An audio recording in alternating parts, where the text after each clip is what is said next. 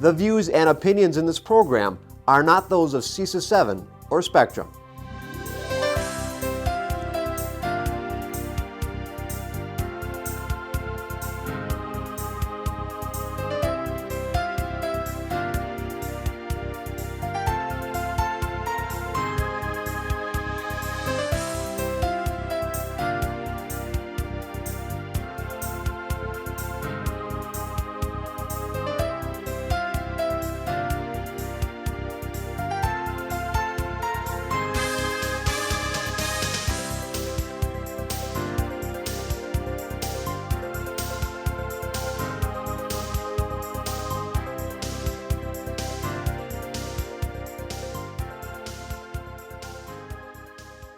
Six board members in attendance tonight.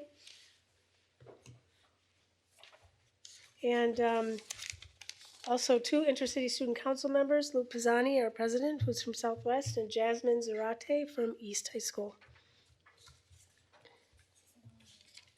Also at the table to my left is Dr. Michelle Langenfeld and our board secretary, Sandy Heller. I would like to remind members of the public and people in the audience that you can view the board agenda and handouts as well as minutes from past meetings by visiting the district website at www.gbaps.org. Click on our district at the top, and then Board of Education on the left menu, and a new left menu will come up with a link to agendas and minutes. This link will take you to a website called Agenda Manager, where all board agendas, minutes, and handouts from board meetings are housed. Also, the board will provide our community with two different opportunities during tonight's meeting to speak before the board. The first opportunity is during our open forum, which comes up next, and the second opportunity is during agenda items were indicated by public comment on our agenda. All speakers must fill out a form indicating their desire to speak. If you wish to speak during the open forum, you may do so with respect to items that are posted on tonight's agenda or any other matter you wish to share with the board. Please know that Wisconsin's open meeting laws prohibit the board from conducting business on matters brought during this open forum. The board will also permit public comment during agenda items as noted on the board's agenda. During this public participation time, consistent with state and federal laws, board members may engage in dialogue with the speakers. In order that all voices are heard, the board will suspend engagement until all speakers have had a chance to speak.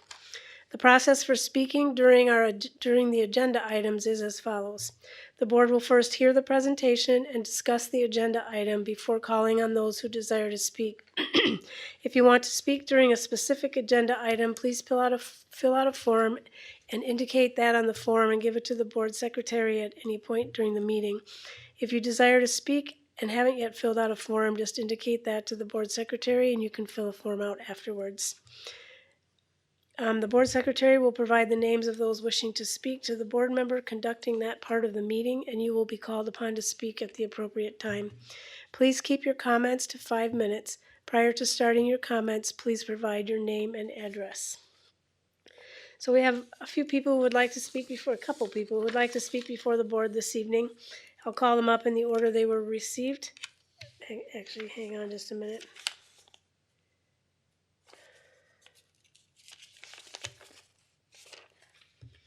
I'll call them up in the order they were received. Actually, never mind. Both of them have to do with the agenda item.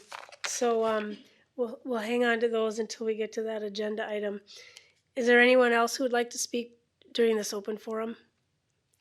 Seeing none, we'll then continue with our agenda. First is our teaching and learning discussion, and that'll be facilitated by Katie? Okay. Oh, there it is. Sorry. It's at the top. Thank you, Brenda. We have two discussion items. The first one is the student fundraising activities policy.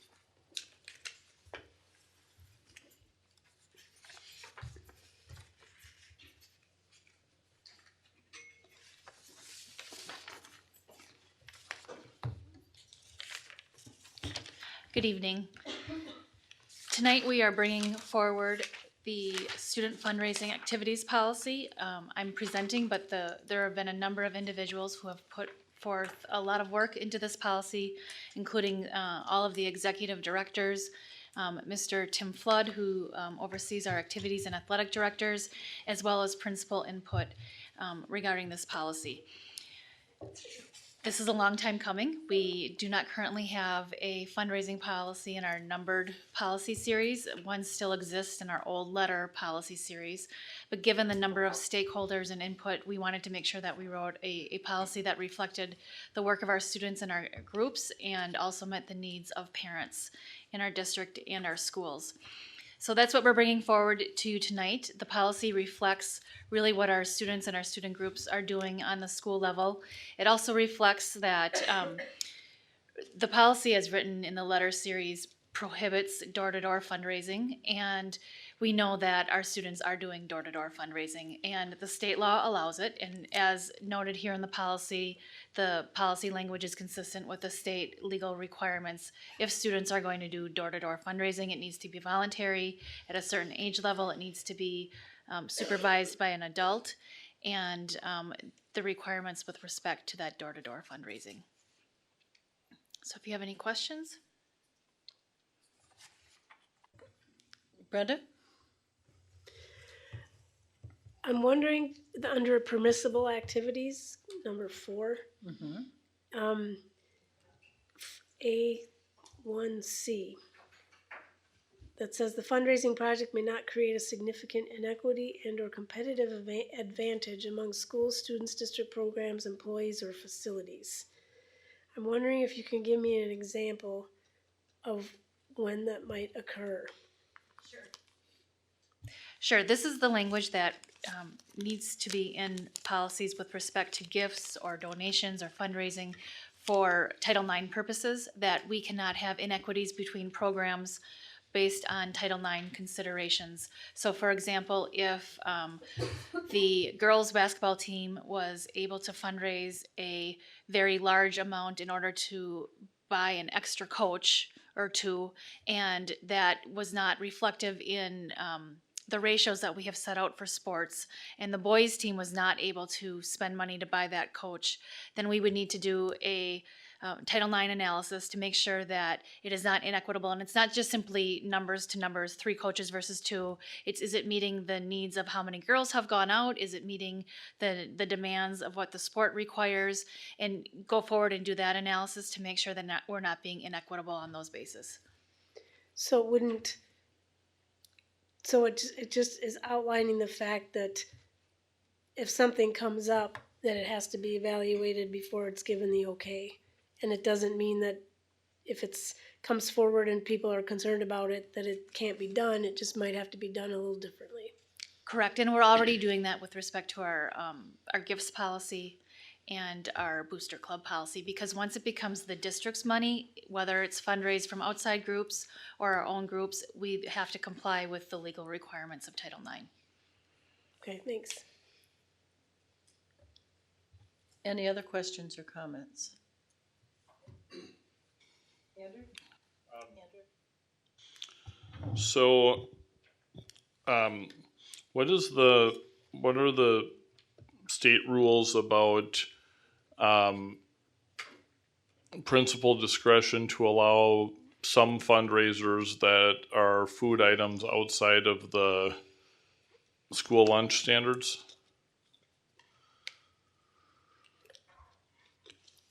Each student group is allowed to have 2 fundraisers during the course of the year that are exempt from the wellness standards under the federal school lunch program. So each group could have a pizza sale or cookie sales during the school year that do not need to follow the federal nutrition guidelines.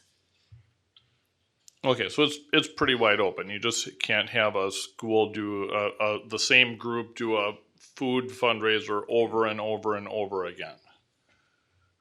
You are limited to 2 fundraisers during the course of the year. Per group, though. Okay. That occurred during the school day.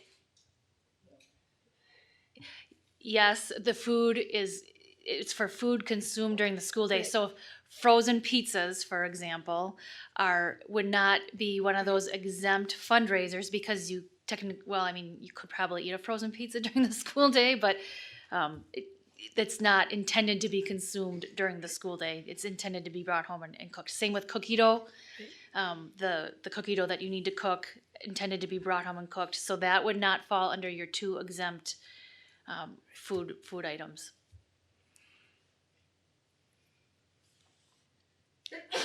I see Christina's nodding, so I think I'm getting it right. That's correct. Yeah, Okay. so it's during the school day. Yep. Yeah, it gets complicated. Yep. Any other questions or concerns? Comments? Hearing none, we'll move that forward. Thanks, Melissa. And our other discussion item is the bilingual education update.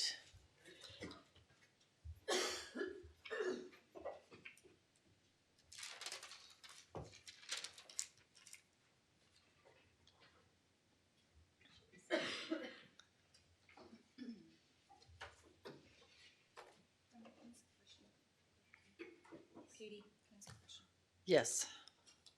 I don't know if this goes to you or you, Brenda, but I know we have some people here that are here to talk during the agenda items. So can you just review quickly how that process goes? 'Cause some folks are new and they had asked me about when that's they what I come read. forward.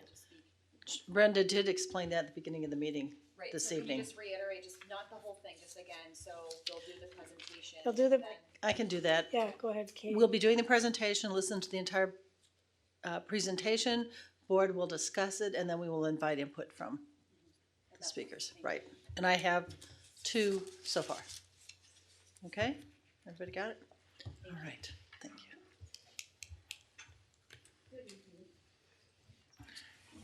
So, Oh, being so new.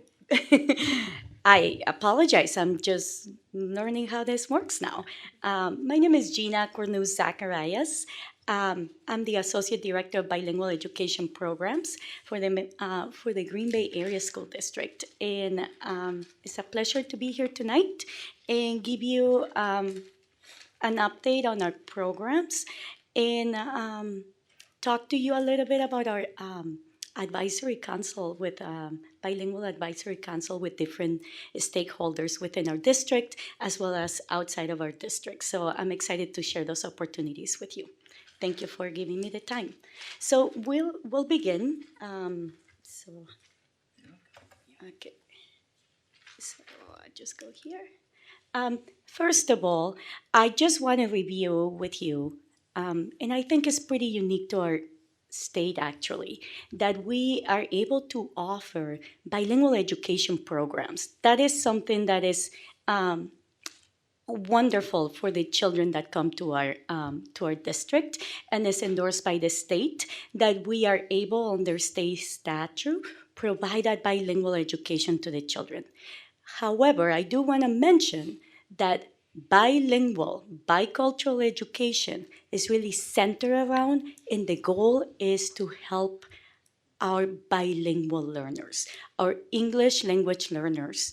And in the case of our district, it really centers the bilingual programs that we offer are in Spanish. So we are looking our Spanish-speaking English learners in the goals that we need to set aside to bring them to academic proficiency and being successful within our community. Then the next thing will be, and I'm just gonna go back here, the other part of the statute that I think is critical for us to think about is that, and this was created a while back to protect our children and making sure that the students walking away from our programs, at the end of the day, we do want them to have that proficiency in the English language. What is nice about our program is that they are able to maintain the Spanish language and they are able to use the Spanish language to perform and to advance their English proficiency. In our district, we are very fortunate to have 2 different kinds of bilingual programs. And I just want to make sure we understand that difference because it's very unique to the realm of bilingual programming. We have one-way bilingual programs, and the difference between the one-way and the two-way is really the composition of the students that we have in front of us. So the students in the one-way program are your students that are all Spanish-speaking or English learners. And right now in our district, we are very lucky to have about 1,156 students enroll in the one-way bilingual program. Now we do have, in addition to that, two-way bilingual programs in our district. And again, they are very much the same, with the difference being the composition of the children. So in two-way bilingual programs, we're seeking to have Spanish-speaking ELs or English learners, as well as English-speaking non-EL students. And right now, our enrollment in our district is about 501 kids. About 72% of those students are English learners, Spanish-speaking English learners, and then we have about 28% who are non-English learners. And so I just want to point out that the needs of both groups of students are incredibly important to us. We want to make sure that all students are well served. However, the law and what we have to focus on is first, the primary driver needs to be the servicing of the students who are English language learners. We have, though, in conversations with members of the community and people who have come forward before the board, had conversation related to what are some ideas that we could put forward that might be able to continue to enhance English native speakers who are wanting to continue with their Spanish. What are things we could do given the change in percentage? And some of the things we've talked about were potentially some after-school support, some differentiation within the classroom, but particularly another piece was thinking about a Spanish immersion academy that we could offer during the summer that would be fun, engaging, intensive opportunity for Spanish language continuation of that development. But we have to, by the guidance of the state, we have to place primary emphasis on the learning of our Spanish native students who are learning English. Thank you. We also wanted to let you guys know the difference between the two-way bilingual programs and Spanish immersion programs, because there seems to be confusion at times when you are learning about the difference between the two different kinds of programs. Just to let you know, the difference again is within the composition of the students as well as the goals of the program. In the two-way bilingual programs, the students are English learners as well as non-English learners, like we review, and students learn both languages, and the expectations is high academic achievement.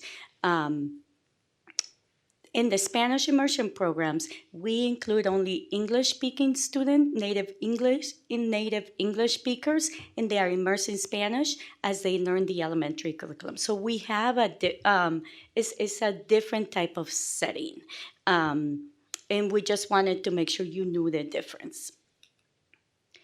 I wanted to point out to you, and this is something that you saw in the past, where are bilingual schools. And in green will be the two-way bilingual schools. In purple, the one-way bilingual schools. And we do have one school, Dance Elementary, where we have both programs. Now, we wanted to review with you today as to why we had to change the content allocation plan and the emphasis within our program. First and foremost, I wanted to let you know, when we really look at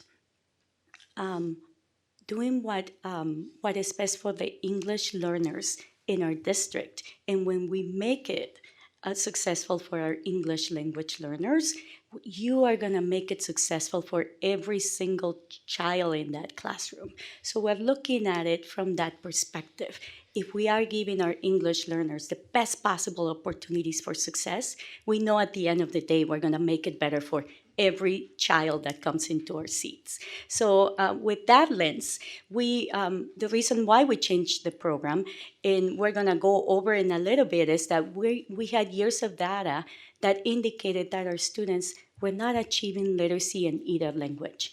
So that was a call for us to say, hey, we need to do something about this. We can do better. We know we can do better.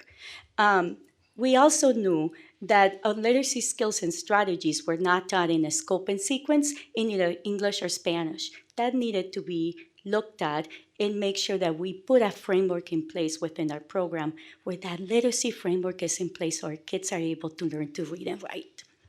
Emphasis on Spanish versus English allocation. That was something that was in place in the past. We did have a 90-10 model. And if you review the board update that Mrs. Orr gave to all of you back in April, she was really questioning why, the 90-10 model, why isn't, maybe it's not time right, and maybe we need to look at that 90-10 model because the emphasis on the Spanish versus the English language did not give our students the opportunity to become truly biliterate. And then we didn't have a paired literacy component in our classroom. So those were some pieces that we really needed to put in place. I'm gonna go over just a couple of things. But first, I just want to add one additional point, and that's that, again, some of the information in the report are things that we've shared before, but this is additional new information. And one thing that was pointed out really clearly, and I think it's a very valid point, is that the why of this has not clearly permeated through to the parents. It hasn't really been as clearly permeated through with the teachers, and that's something that we're seeking to address. We did put together a template letter. We put together a PowerPoint presentation that principals were able to use at their site. There was a variety of different amounts to which that was executed, and that's something that is on us to make sure that is clarified. But you can never over communicate the why, and the why behind this is really the points that are listed there.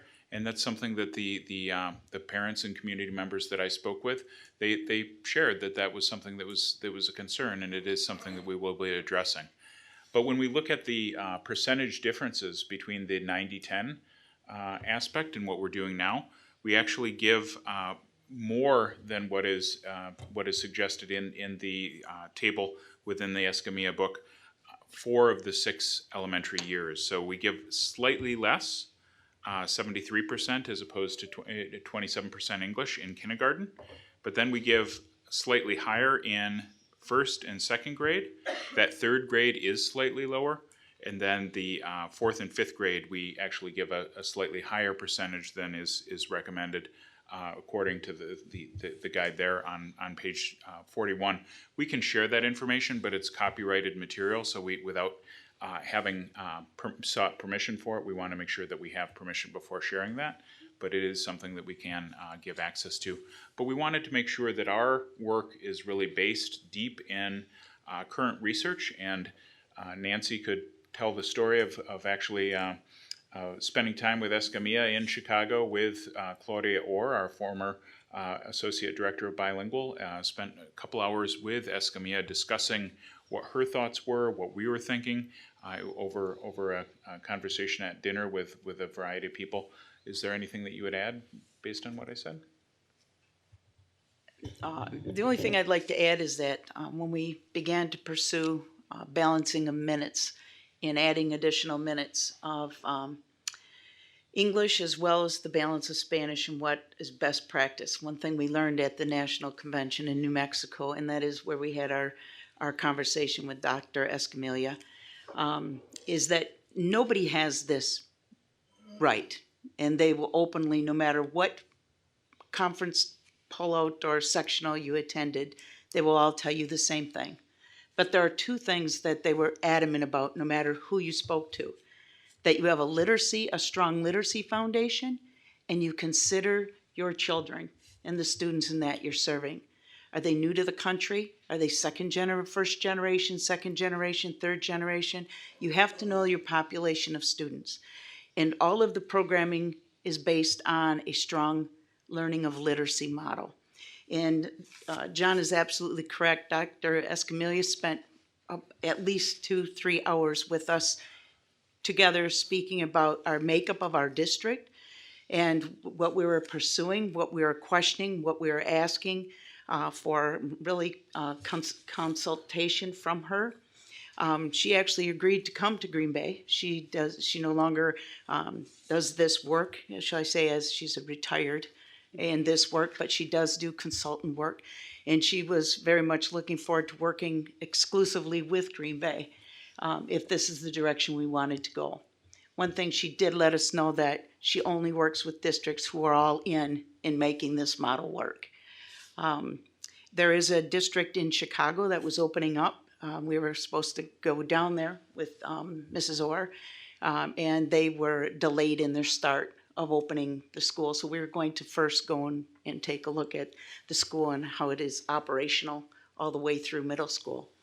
So John is correct in saying that we did spend a lengthy period of time as well as time on the phone, making sure and running past our ideas, the population of students, what our data was showing, what was missing in our literacy framework.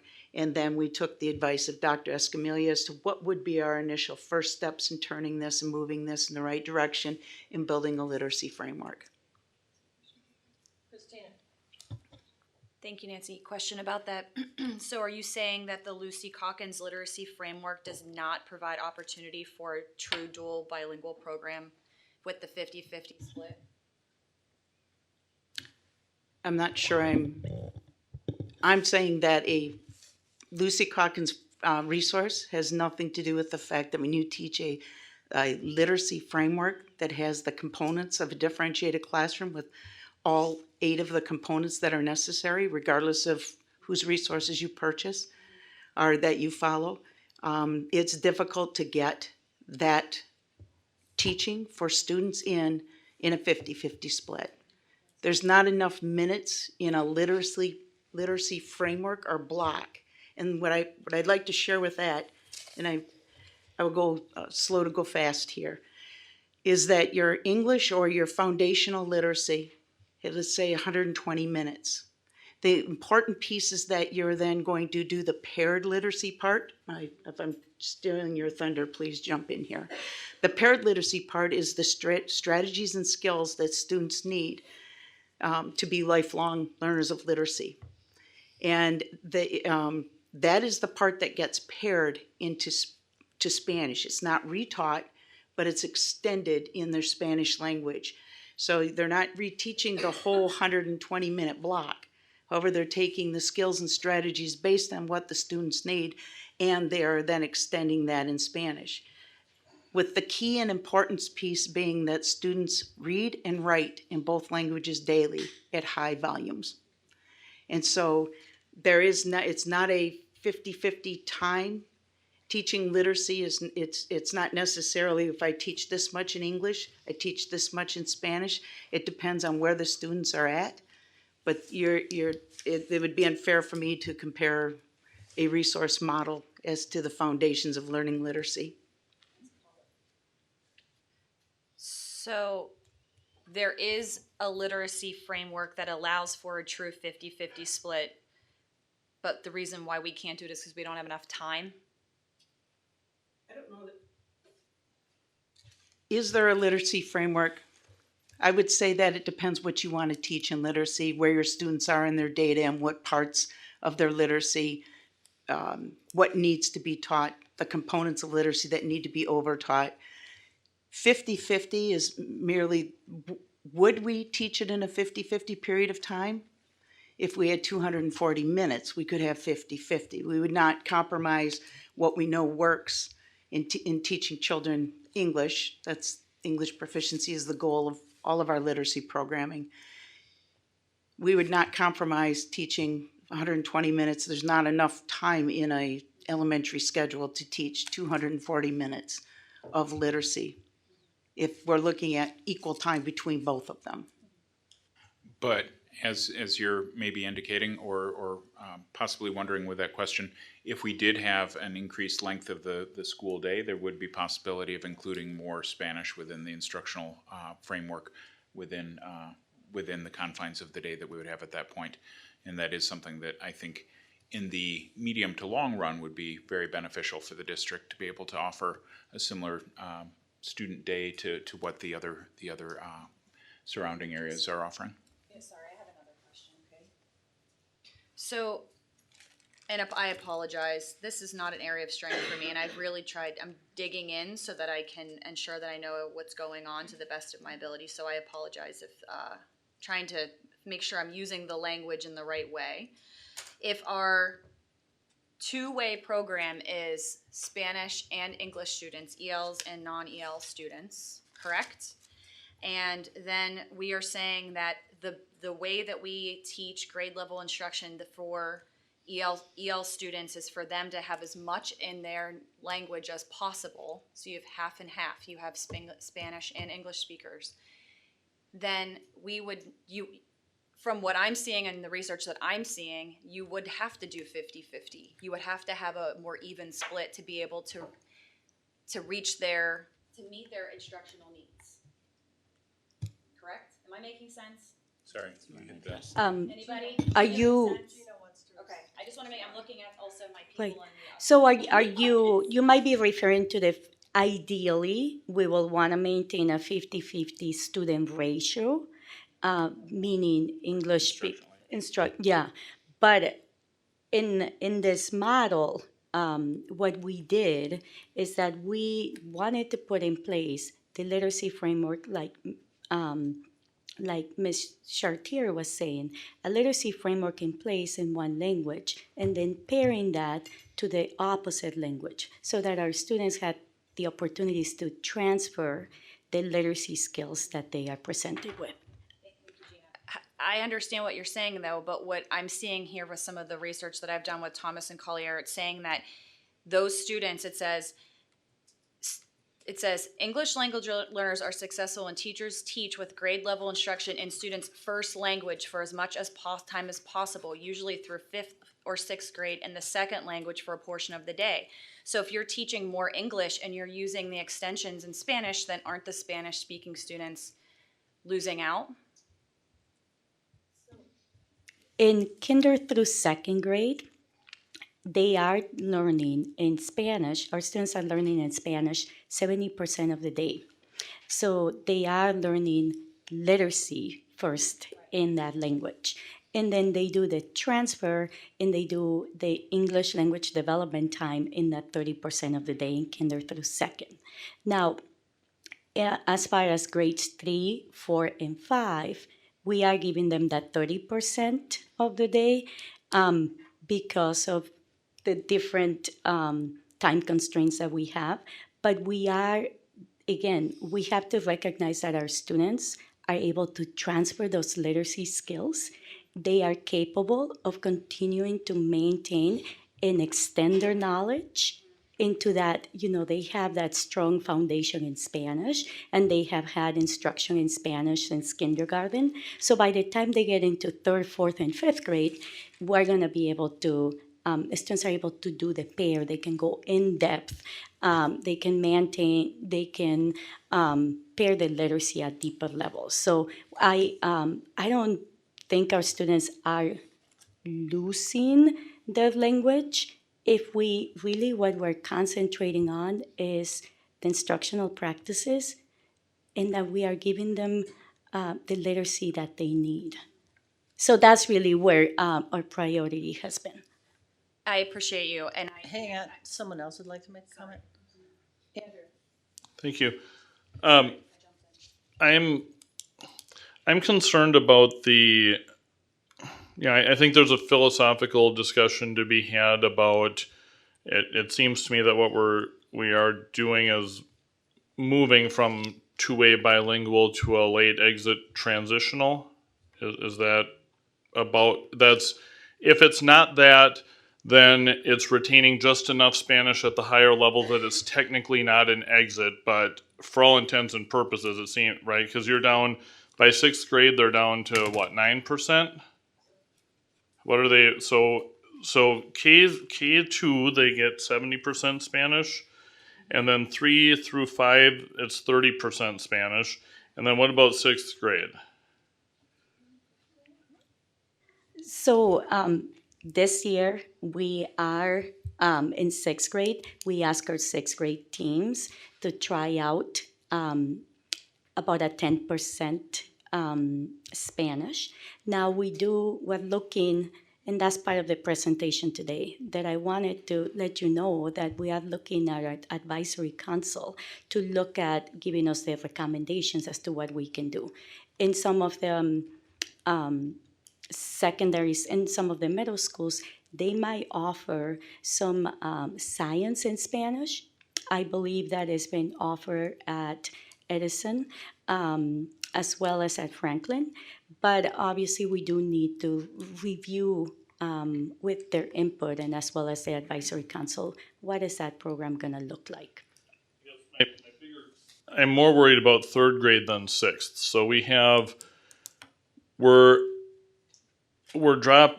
going from 70-30 and completely flipping it in third grade, and that just seems extremely drastic to me. We had like if the overall progression, if best practice is to raise the English number, I'd almost rather see it be a little bit more, move where the line is instead of just have that cliff edge. And I'm especially wondering, what does that do if a kid is moving between schools, if a kid is new to our district? It just seems to be very drastic, and I'm wondering why we're not having something a little bit more gradual. So that bilingual programs are extremely complex, and they have to be individualized to the needs of the students. So some of the things that we need to do is, for example, if you have newcomers coming into third, fourth, and fifth, or kids that are brand new to the country, we have our content allocation plan that says 70-30, 70 English, 30% Spanish. But at the end of the day, when we look at those children, if we need to give them more of the Spanish based on their needs, I know that conversations are happening in grade level teams with building principals. They consult with us to give the students what they need. So if some of the kids need more Spanish, then we need to be responsive to those needs. So some of that might happen in small group. Some of that might happen, if the teacher is seeing, especially in third grade, that the students need a little bit more time in the Spanish, they might have to give them that time in Spanish to support the needs of the kids. So I'm just, what concerns me, and this has a lot to do with the fact that we are a big district. As soon as we shift, and we do this in different areas, I'm not saying that we don't sometimes have less formal solutions that work, because we do, and I like building flexibility, and I like instructor flexibility. But it was a big deal that the district rolled this out, that we were changing from 70-30 to 30-70. And I don't know that a teacher following and wanting to, teachers want to do the right thing for kids and they want to stay within district policy. This just seems a little like we're throwing a lot on the teacher's plate to have them look at their group of kids. And I'm teaching third grade, so I have, let's throw in that maybe I'm a new teacher as well, and I don't know the workings of a large district very well. So I'm in my classroom, and I think my kids need a lot more Spanish than English because I have a lot of newcomers. Like, how does that really work? I think that puts the teacher in an uncomfortable situation where they're trying to juggle these things. And as a district, are we doing 70-30 or are we doing teacher discretion, but the suggestion is 30-70? And we can't, unless not all of our teachers are bilingual. So if we have a teacher who thinks it should be 70-30, should be more Spanish, if we don't have the right staff to be able to offer that, then we can't. And I'm assuming staffing has something to do with how we set up these allocations. So to say that, yep, it's a drop off, it's a complete switch from 70-30 to 30-70, but really if more is needed in a classroom, it'll just happen, or or principals will make it happen, or teachers will make it happen, or teacher teams will make it happen. I'm not convinced that the structures exist to empower them to do that. And I will let others chime in as they see it fit. But I can let you know, even when I was about 7-8 years ago as a principal, it was incredible to see CLTs and incredible to see that collaboration that happens with their coaches, with their grade level teams. They look at student data. They will be looking at their students and their data and who they are, and they will bring it to their CLTs. They collaborate with one another. We have a lot of systems in place to provide that support to teachers. The work is hard, I'm not gonna lie. And that is part of why we wanna give them as much of our support and as much guidance as we can. Many of them come and ask their principals, or they come and ask me, how would we make it work? What do you think we can do? Yes, we have our guidelines, but at the end of the day, we also need to be responsive to students' needs, and we need to trust the professionalism of our teachers, who are incredible and are giving it their best, and they are working hard for the kids that we have in front of us. We also need to understand that our students change very rapidly in terms of their language acquisition. They might come in as newcomers, and it's incredible to see how their needs transform in 6 months to a year for some of them. Some of them may need more time, and it's all part of understanding who your kids are and giving the kids what they need. And some of it, yes, we have new teachers, but we also have a system in place here to help address some of those concerns. And even within the CLTs, or even in LSTs, if they have more questions, they know they can always reach out to. We're very fortunate to have so many resources here to help support our teachers in their decisions. So I don't want to lose sight of that. I do want us to really think about what is it that we want for our students. At the end of the day, we want them to be literate. I don't know anybody in this room, I don't know any teacher that wouldn't want that for their kids. So really, we can show you more on the Escamilla work and how that really transformed the literacy of our students. At the end of the day, I think we owe it to them to be able to read and write. And that was the reason for the change. And the way that we do it, we have to trust that there is enough research here to do it to support the needs of our kids. And with the collaboration with our teachers, I think we can make it work. I'm not sure if my question. Brenda?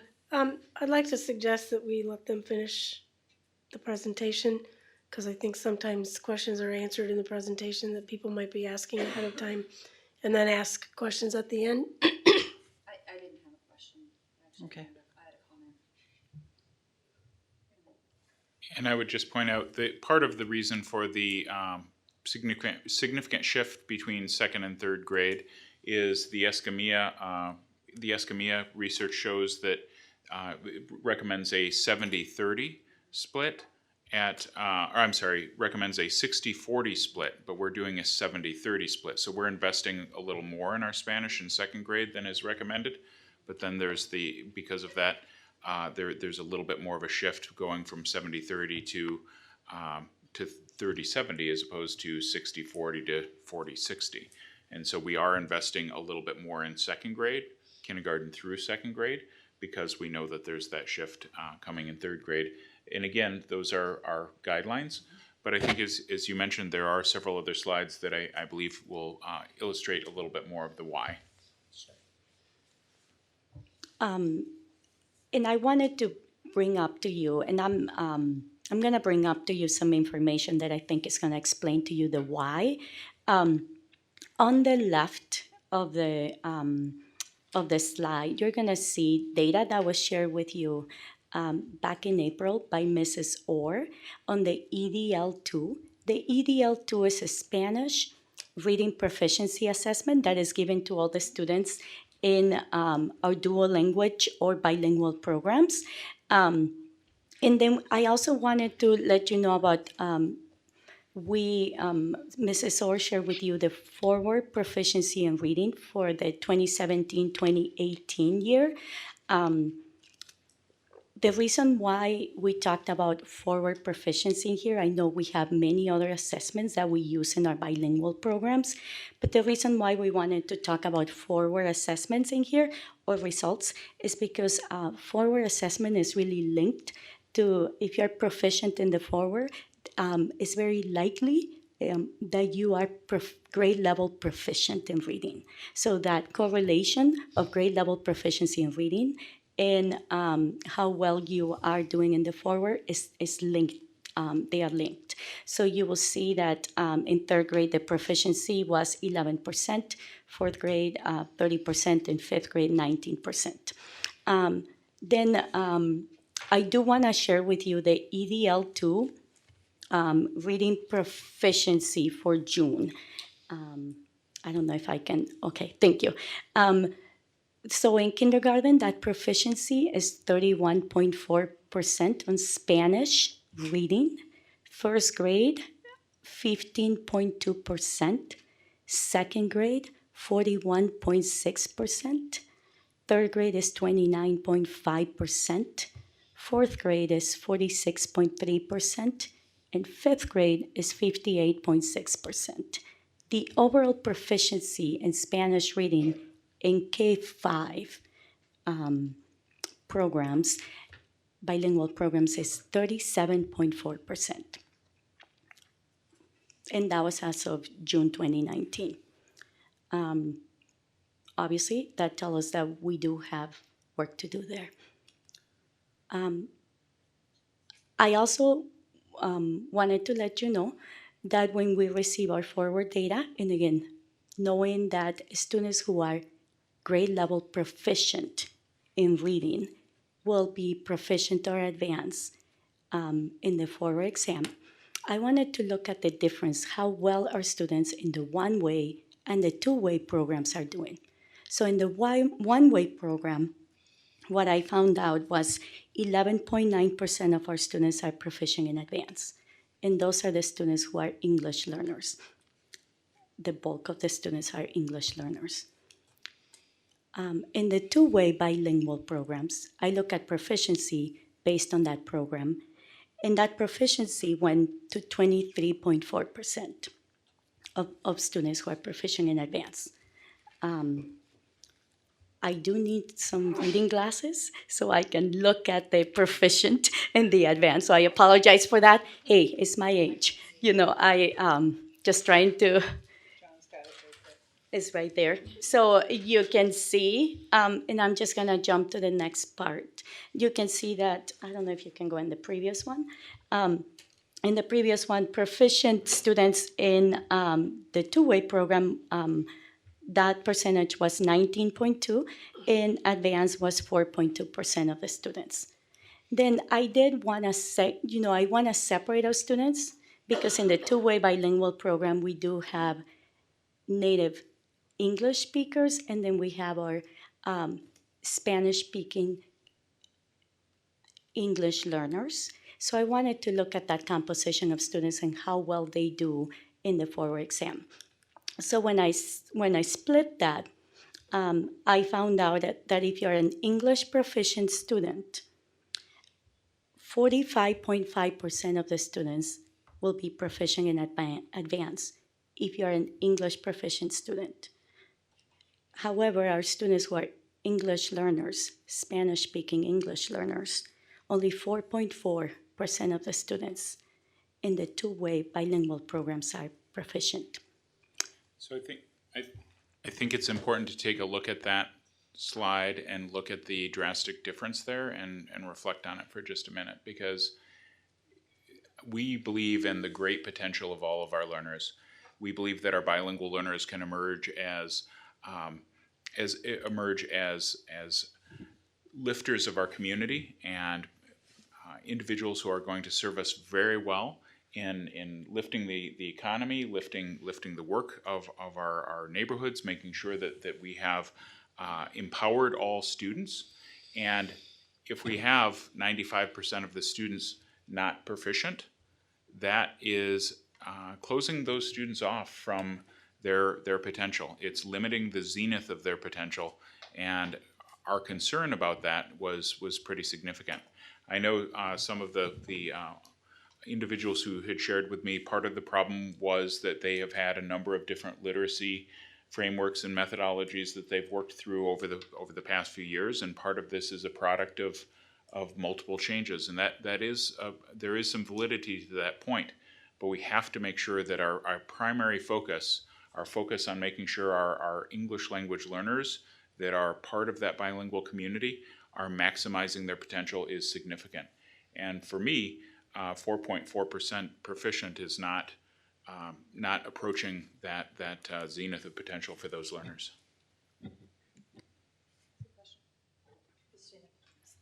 Thanks, John. I think we all agree on that, absolutely. So I'm still confused. Because if our ELL students over there are at 4.4%, what grade is this, or is this combined, Gina?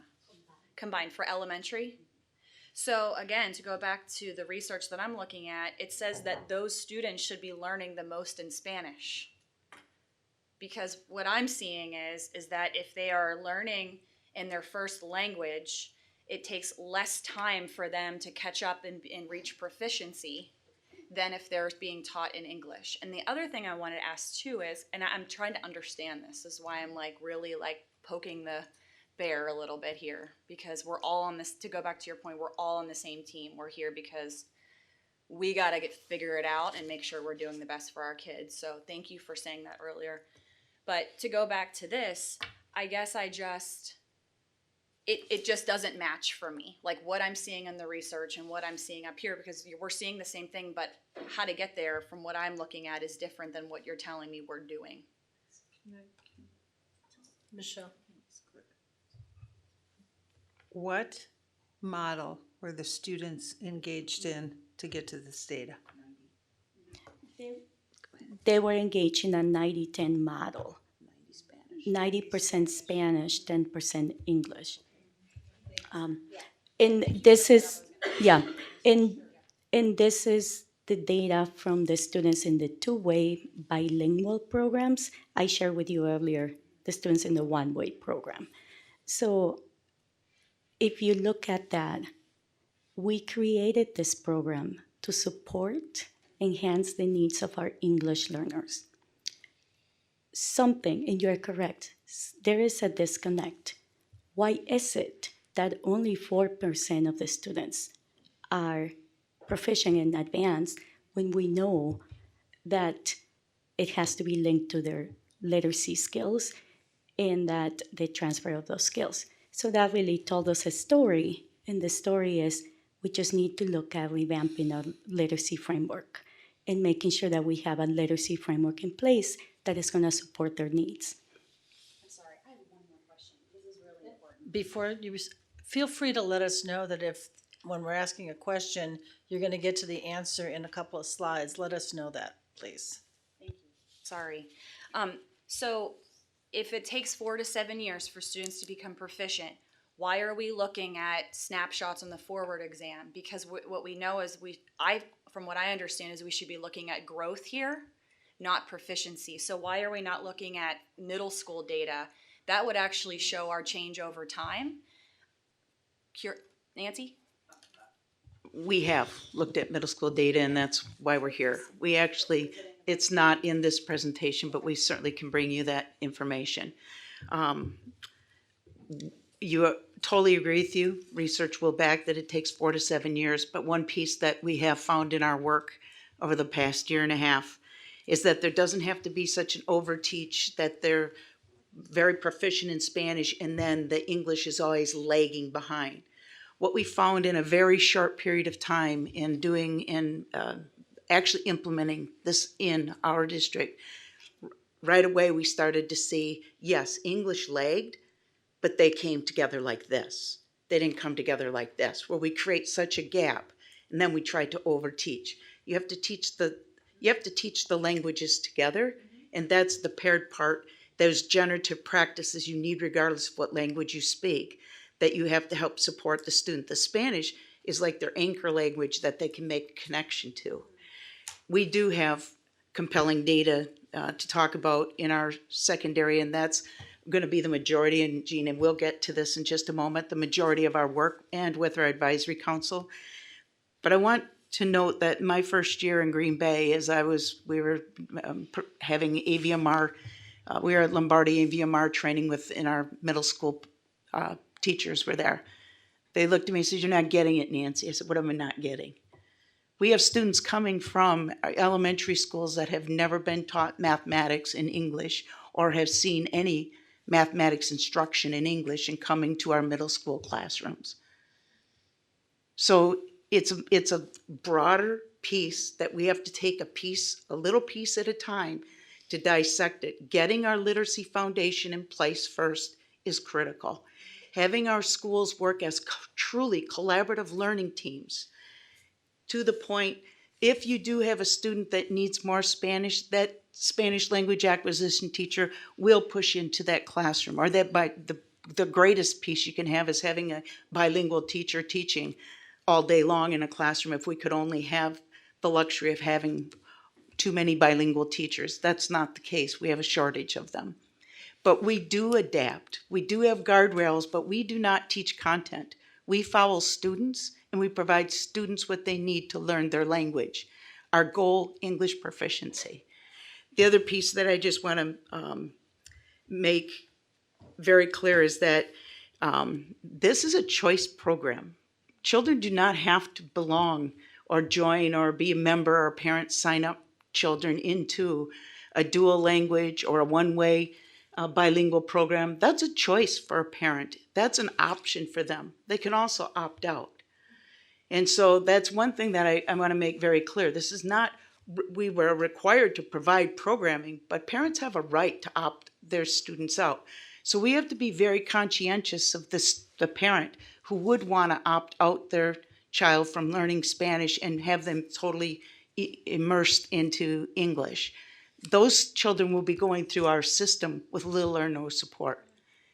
And I'm going to drop off there, and I kind of prime the pump because of all the work that lies ahead of us with our secondary work. That is, we're going to need a village to really work together on moving this forward. But to Andrew's point, we are not looking at decreasing our Spanish allocation to 10%. We're looking at truly creating a dual language pathway through high school in our district. We are not there, and I'll let Gina take over here, because it is really much that she'll speak to the makeup of our advisory council, and the advisory council that we have is made up with the members of that with intentionality because of the work that lies ahead of us.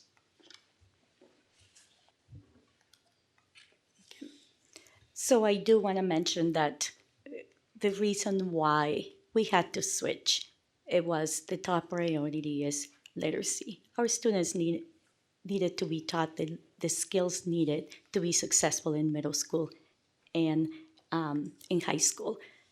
But we also need to understand that our students are able to transfer those skills between the two languages. Our kids are pretty gifted in that regard. We just need to be clear and explicit and have time to teach literacy. What I have here is in kinder through second grade, our literacy skills strategies are taught in Spanish and transfer and extended during literacy-based English language development time. But again, the focus, the priority is literacy, and we went from teaching through content to now teaching the kids the literacy that they deserve. And this requires that high level of collaboration in a two-teacher model, in a high level of collaboration with our grade level teams. I do want to talk to you a little bit about the Bilingual Advisory Council. We're very fortunate to have this council in our district. We met in October, a couple weeks ago. And the purpose of that advisory council, when we talked to them, was we really want to see we want them to be involved. We want them to come and learn alongside with us. They are not a decision-making body, but they are able to provide recommendations as to what will be the next steps, particularly when it comes to that secondary piece. The advisory council membership, we wanted to really look at multiple stakeholders. So we had one elementary one-way bilingual teacher, another two-way elementary bilingual teacher, two middle school bilingual teachers. We have three English-speaking parents. We invited 4 to 5 Spanish-speaking parents to also come to this.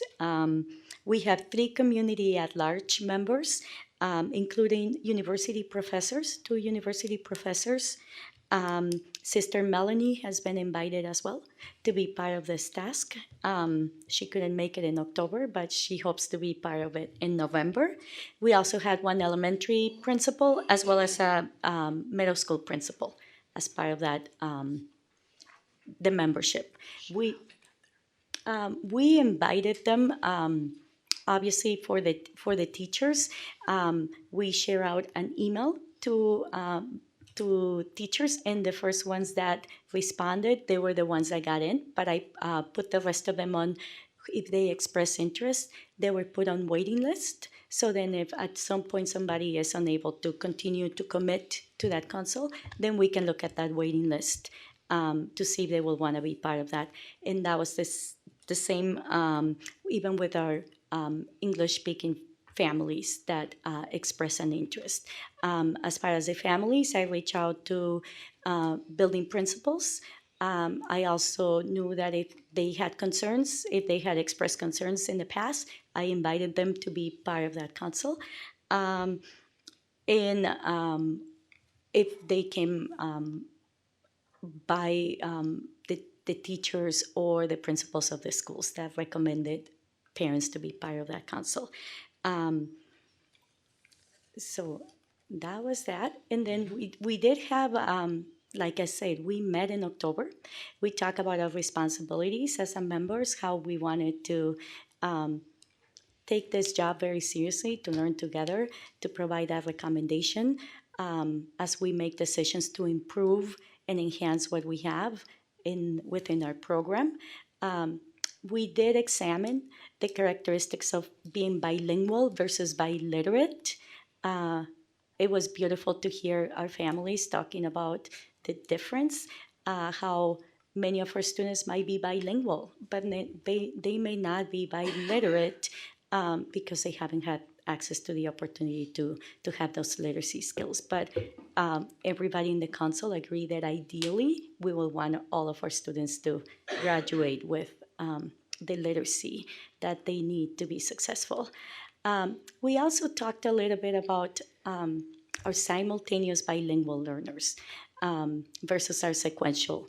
I am a sequential bilingual learner. I grew up in another country. I came here when I was in college. I'm a sequential, meaning I started all in Spanish, and then when I came, I learned all of my English. Most of our students today are simultaneous bilingual learners. They are learning those 2 languages from birth or even before. They have the ability to code and switch back and forth between languages because they are truly exposed to both languages since birth. And as Camilla's work will say, because our students are different, because our students, many of them are simultaneous, we do want to give them the opportunity to have biliteracy from the start, to have literacy from the beginning, from kindergarten. we did talked about who are our students and what are their needs. And they brainstorm some of the needs. They need to have, flexibility. They need to have a strong instruction. And briefly review some bilingual reading data for Spanish, as well as some initial forward exam data. But we will continue to look at the data and what that means, and where would this help us guide our next steps. We also feel that it would be important to have some members of the advisory committee potentially take part in assisting with future updates and presentations. However, just the fact that we started our group only a couple of weeks ago, we wanted to give them some time for grounding and to make sure that we had those elements included. We also had another committee member join on recommendation of Dr. Langenfeld. It was somebody who had presented some concerns here and wanted to have further voice, and we wanted to make sure that voice was included in the conversation, and so we added somebody to that group. If we had other people that we would want to add, though, I would want to make sure that we were careful thinking about the wait list of people that we have as well, so that we have a balance of making sure that we have new members included with people who are waiting to be on the committee already. Is there, I know that it's preliminary, but was there feedback from the parents related to what their thoughts were related to the model moving forward? We obviously we didn't get so much into the model. Being that first time, we really wanted to look at who our students are and understand that our programs have to really fit the needs of our students. What I know anecdotally, I have had Spanish-speaking families saying that they do want their children to continue to learn the English literacy skills that they deserve to be successful. And that was one thing that one of the parents mentioned. But again, we haven't really dived deeper into some of the pieces as to why the change was made. More importantly, we do want to make sure that they give us some recommendations to that secondary dual language or the bilingual program at the middle school. Like Mrs. Chartier was saying, we really wanted to give them access to at least one content area in Spanish. We also wanted to give them access to the language arts in both languages. So those are ideals that we have. We want to bring them to this council so they can make additional recommendations and provide insight as to what are those pathways that we can have in place for the kids, especially as we look at them going into the high school. And do we want to give them the best opportunities to continue in high school and develop that skill set that they have? If that's something that the kids as well as the parents wish for their kids to continue. I also want to say, moving forward, that in conversation with our bilingual teachers are extremely dedicated. They want to be change agents. They want to make sure that we are lifting the learning of all of our learners. Like us, who were bilingual teachers before and who had done work in that area, it's something that is a passion and a calling. It's something that we want to, again, make sure that this is not seen from a deficit model, because I think unfortunately sometimes people look at bilingual education as or English language learners from a perspective of a lesser than group of students, but really we look at this as a magnificent opportunity for us to provide access and allow, again, the greatest zenith of potential for all of our students moving forward. And I would say that the work, even though the results, the current results that we're seeing in our proficiency ratings are not what we want to see, and we need to have a change of practice, it's not for lack of effort. It's not for lack of dedication. It's not for lack of hard work on the part of our bilingual teachers. We find the need to focus and go a little bit deeper with what we see as the next best steps related to our English language learners who are in our bilingual program. It does require change, and change is not always the most comfortable thing, but it is something that we will be very supportive in leading through. Again, making sure that we're refocusing on the why, making sure that we're refocusing on the professional learning so that if a teacher is questioning, how can I best determine, as Andrew pointed out, what is the best allocation percentage-wise, making sure that our principals are aware and supportive of that conversation. Those are all factors that are going to be really important. But moving forward, it's important for us too to think about equity from the perspective of what voices are not yet fully at the table and making sure that those are communicated. I never would have thought that I would be in a presentation on bilingual talking about changing from more Spanish to less to greater English. I've been a strong proponent of bilingual education my whole life. I am convinced that there are there's research-based best practice in the move that we're making with the intention of serving all learners. And I believe that if we continue this work, we will continue to bear positive fruit, and we will lead people and support people through this change. To that point, John, we may be sitting in front of you in a year and saying we have to increase Spanish because of the population of students that have moved into our district. So it's critically important to know that we follow our students and our students' needs. So if we have an influx of new to the country Spanish students, you will note that we have to be flexible in the amount of time we allocate to students based on how long they've lived in our country and what their incoming data is. Does that make sense? Because I don't want to have to come back here in a year and say, well, you just were here saying that we're going with this model. Like we had mentioned when we started, we've chosen this program with Dr. Escamilla's guidance in noting that the population of students that are currently in the Green Bay Area Public School District and what their needs are. And if we were to have new students move into our district with new to the country, that would have a different demand than working with third generation learners. I'm totally confused by that. So you're telling me that if we had more Spanish speaking students come into that just the number of students would require us to increase Spanish. That doesn't make any sense to me. I'm sorry. That's the last thing we need to do is me confuse you at 10 after 7 at the end of our presentation, so I apologize. What I'm saying is that we never lose sight of who our learners are. So if we have an abundancy of students, let's say we had 1,000 new students come to us, and we have had an abundancy of students from other countries come first new to the country, where we've had to establish new programming and make adaptations to our program to meet their needs. I want you to know that we have to be flexible and that we will always follow the needs of our learners. That's what I'm saying to you. And that may be that we look at a different track, a different model, a different configuration to meet the needs of each group of students and their individual needs. This is not a one size fits all. This is a framework in which we are focused on teaching literacy and ensuring all of our children have access to literacy in abundancy and volume of both reading and writing, but in both languages. They could not emphasize that enough. But we made our decisions on our time allocation based on, as Gina was saying, who are our learners?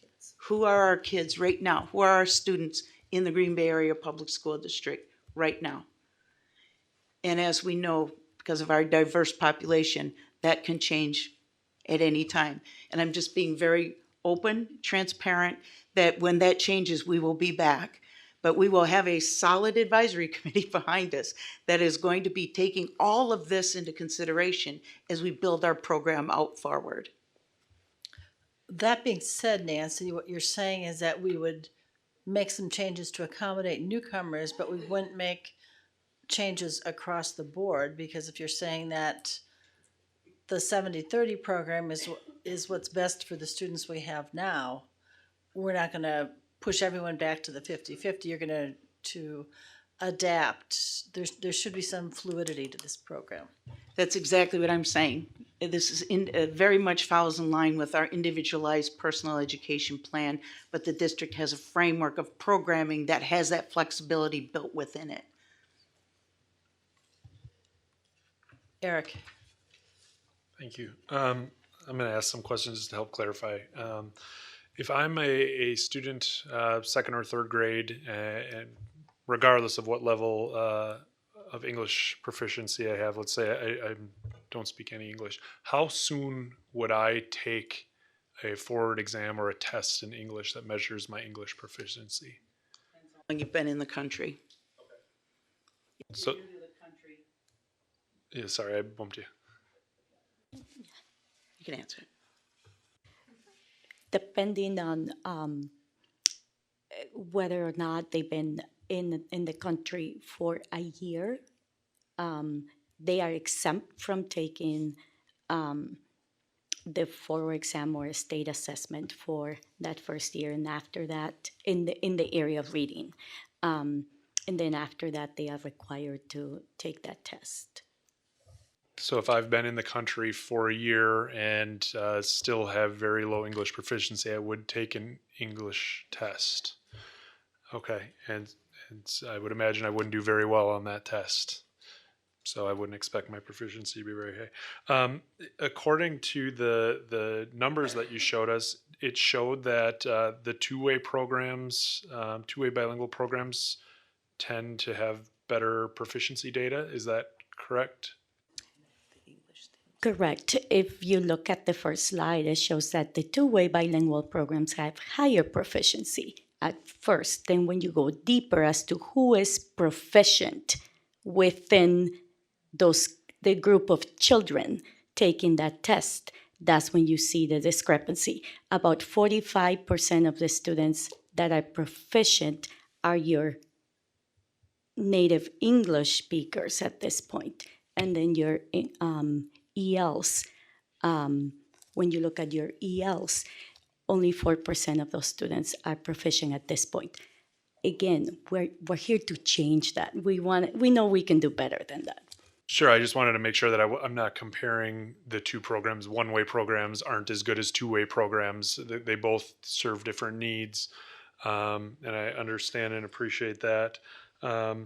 You mentioned that there's no right answer, right? I mean, so across the country, we want to look at having a strong literacy foundation across the district. That makes sense to me. Want to make sure we take into the needs and considerations of all of our students. That makes sense to me. But nowhere across the country is like somebody figured this out. So would you say that it's accurate that there's varying research, that I could find a book from somebody that says this is the best way to do it, and I could find a book from somebody that this is the best way to do it, and everyone's sort of, is that correct? Not only is that correct, but there's limited research out there.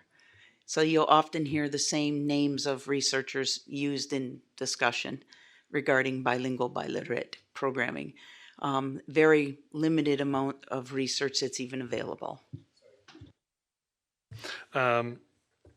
So if you had to summarize for me, like a great presentation, again, thank you for all of this, but if you had to summarize to somebody who just walked in the room in one sentence, what exactly are we proposing to change? What is like what are we changing in like as short as sentences you can give me? We are teaching our students literacy, and that is the number one change, that we are putting a literacy framework in place. And the change in the amount of time of instruction in one language versus the other had to be looked at to make sure the literacy framework in its entire framework was able to fit into the schedule of the day for the kids. And we're doing that in all grade levels or just the 3-5, 3? Excellent question. We're doing this in every single grade level because we want our students from kindergarten to have access to all the components of that literacy framework in one language, and then have the opportunity to pair, transfer, extend into the second language. Our simultaneous bilingual learners are able to do that. We just need to give them a lot of support and explicit teaching of literacy. And then that changes in third grade. Yeah. And then I just want to try to frame the problem again in my head. we're going to hear from people who disagree with this change, and there's kind of two sides. Would you, and we can ask them in a minute, I'm seeing many of them want to speak, but is the disconnect here simply we're going with one brand of research or one person's research and they believe in another person's research and we're trying to make a change? Is that, like, if you had to play devil's advocate, is that where the disconnect is? I'm obviously I'm gonna hear what they have to say, but I'm assuming so. I'm assuming that they are looking at Collier's research, which was the program that we used to have, as you could see from the results that we have, because we implemented that content allocation plan. It is showing us that it didn't work, and we needed to do something different. We needed to make sure that we have the literacy skills in place for the kids that they needed. And sorry, I know that was 2 and this is 3. Would you would you say that you said that the middle school and high school research shows the same story? I know you don't have it here for us today, but it shows that our kids aren't proficient in either language in middle school and high school. Yes, correct.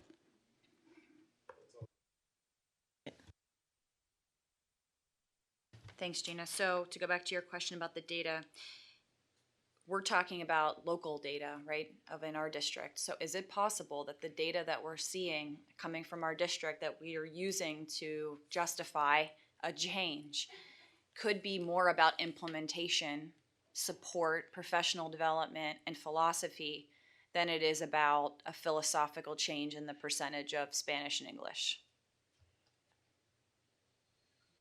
I think that's a very fair question. In fact, I think you've hit it out of the park with that question. I will go back to the number one change we've made is we are teaching the foundations of literacy. And that might be we believe that we had in the past, when you compare the programs when they've been looked at by people outside of our district to examine, we know we were not teaching in a scope and sequence. We know that because they moved their content units around. You can't move your units around if your literacy is connected in there, because there's a scope and sequence in teaching literacy foundations. So I think you're exactly correct when you say that the minutes are the minutes, and you're going to use, and I've observed in multiple classrooms, teachers and students coding back and forth like lightning. They read in English during English time, and they're writing they're reading in Spanish. It's amazing to watch them code. The piece that we want to make sure that we have right is that every single one of our students have access to a strong literacy foundation. That is the key piece. We use that across everything we learn. And for where we get into the technical part in bilingual education is that their first language is Spanish for most of them. And that's like any of us, we learn English first and then we add on another language. Gina so eloquently explained to us the difference in our types of learners. The philosophy, I believe, is the exact same. We want children to have access to both languages in their learning. In all reality, if we had a Spanish Phi-Ed teacher, we could even the minutes out by teaching Phi-Ed in Spanish, because they'd be using Spanish as part of their physical education or their art, but not necessarily to learn just their literacy foundation. So when you're looking at the configuration of what students are learning in what language, it could be science, it could be social studies that they're learning additional minutes in a particular subject. When we figure out the bilingual minutes in elementary for our bilingual students, we have less than 30 minutes. And by the time you get your art, your music, your Phi-Ed, your library, all of the pieces that have to be in place in the minutes that are required by the Department of Public Instruction, we have less than 30 minutes in an elementary teacher's bilingual classroom with flexibility to do something different with. That's not a lot of time when you're following students. The boots in the winter take more than 15 minutes of that 30 extra minutes. So you're on a very, very, very tight time schedule. But the commitment of the district is to ensure that our children are literate. And then you're exactly, if we get down to the minutes, we can teach Spanish in any subject area. but we have to make sure that we have our literacy foundations in place first. And two related points to that. One is that we have to become much more creative and inventive of what our teacher preparation and teacher pipelines look like for our bilingual teachers.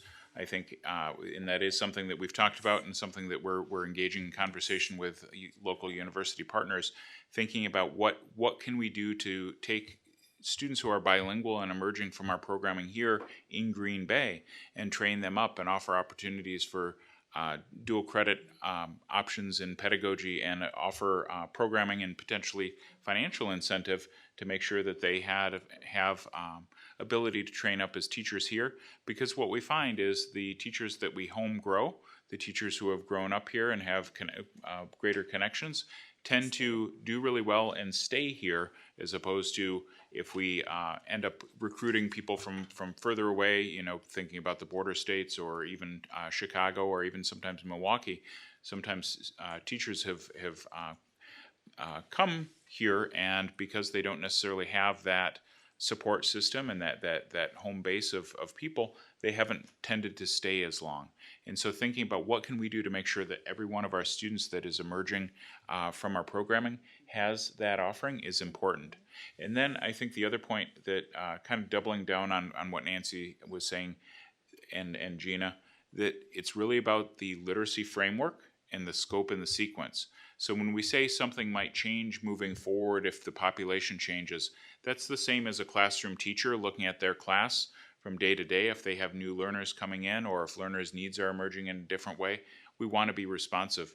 But those critical elements of literacy foundation and scope and sequence are things that we wouldn't be advocating for changing. Those are the pillars of what we need to do within the programming, and making sure that that we have those supports. We might change things slightly based on the needs of students, just like we would expect our third grade teacher or our fourth grade teacher to change based on the makeup of their classroom. And again, being careful about the why, being careful about making sure that this is not a strict 70% start your timer now, that it's really about doing what we need to be responsive to our learners. So, getting back to my question about this what seems to be this cliff edge between second and third grade, going from 70-30 all the way to 30-70. It does go from 70-30 to 30-70, but then it sounds like there's some room for teacher flexibility. And is that I didn't hear that when this was first presented, that there was significant teacher and principal flexibility around individual needs that might cause it to not be 70-30. So is that something that we're saying is a commitment now, that there is teacher and building flexibility to do something that could look much different than those percentages? We can let you know that when those decisions are made with the principals consult with Nancy and myself and the teacher to really look at, why are we making those changes and how is that going to be in the best interest of the students. Anecdotally, I can tell you, for example, if in kindergarten, the first month of school, the teacher says, I do need to teach, for example, number corner in Spanish to start teaching the routines in Spanish because most of our kids need that. So then we're like, okay, let's try it out for a month or so and then slowly switch into English. That's just an example of how that happens. Okay, so are there places that since this is what we're doing as of this year, are there classrooms now where that teaching percentage is significantly different than this 70-30 switching to 30-70? I would say that the emphasis right now is learning to teach the literacy framework. And the greater emphasis is really looking at those generative practice strategies and skills that need to be then transitioned into or paired with in Spanish.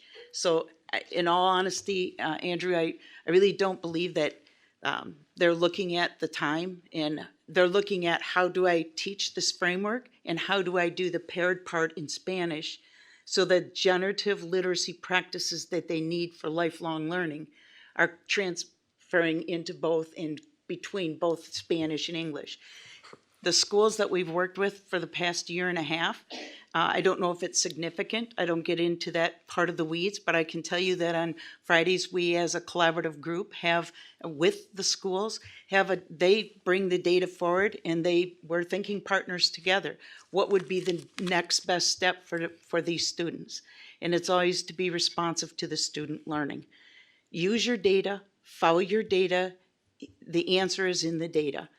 And then the goal has to be for our district, has to be that we teach literacy. That is our utmost importance right now.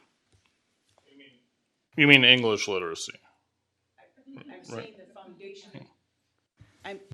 I'm saying for bilingual, both, because it's the paired part, the generative practices and strategies and skills of any language that you're pairing to your English.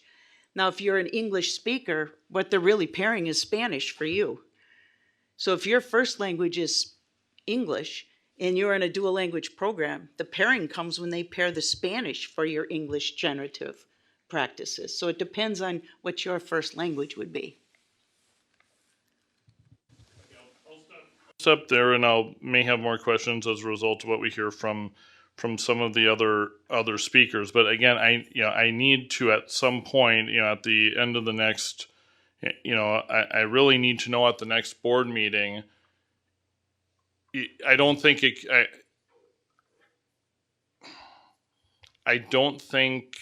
either there's an option to deviate substantially from 30/70, or there isn't in third grade. And I think that's a real, I don't want to leave teachers wondering, can I do a lot more Spanish with my third graders, or am I going to be running afoul of district policy, or is it so complicated to present a change that with my limited time, my time might be better spent not doing that? And because it was a really big deal that we passed these percentages with these new models. We had a substantial board discussion and a vote on the percentages, and that switched from 70 to 30. So it does mean something, and I think it's a lot easier if the board were to say, no, we want it transitioned more gradually and it should be 50-50 in third grade. That would do something very specific. I'm not saying it's right or wrong, but if it is left ambiguous, then it just seems very confusing. I'll hold off until I hear what some of the other speakers have to say at this point. Brenda. So just so I'm clear, the biggest switch you've made is the literacy component. So describe for me what we used to do with regard to literacy, not the percentages, but the shift you're making with literacy. What did it look like before?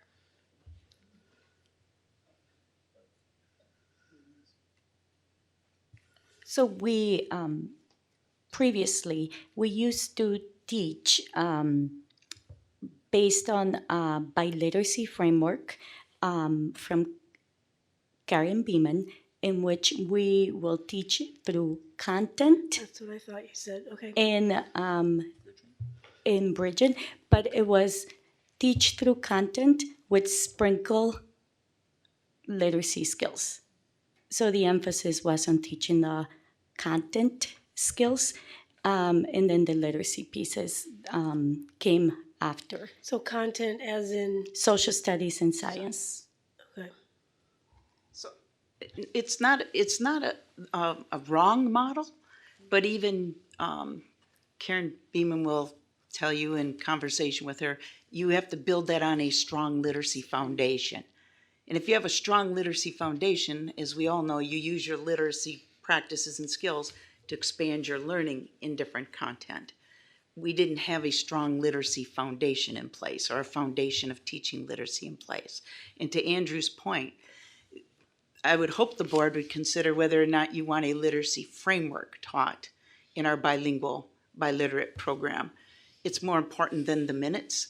And as we get better and our students have 1 year after another, that time will shorten up. It'll shorten up for our English-speaking students on the English side too, the more refined we get in our literacy practices. Thanks.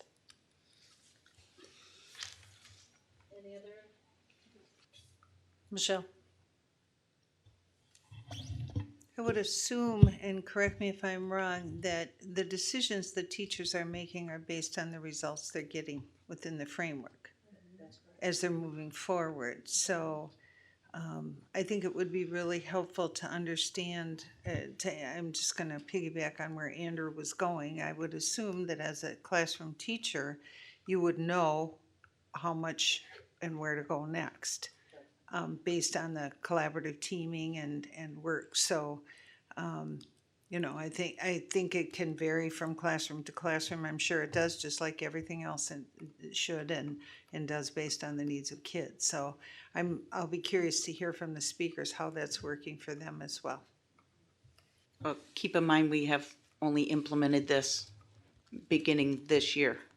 So this is all new learning for everyone. And so to bring back at least January would be a nice point to give our teachers the courtesy of taking on this new learning. It's strenuous and difficult enough. It will take, as it does all of our teachers to learn to teach literacy, it's 3 and 4 years to get this down and get it down to where you're actually using the teachers' decision-making and scaffolding decisions based on what the student needs next and not just following what's in the content that you're covering. So please have grace and allow them to the opportunity to learn, enjoy the journey that they're on in helping our children become literate. And thank you for your time. Thank you very much. And I would now invite members of the viewing audience to come and voice their opinions. And just the order in which they were received. I'll start with Kelly Stalick, and please approach, state your name and address.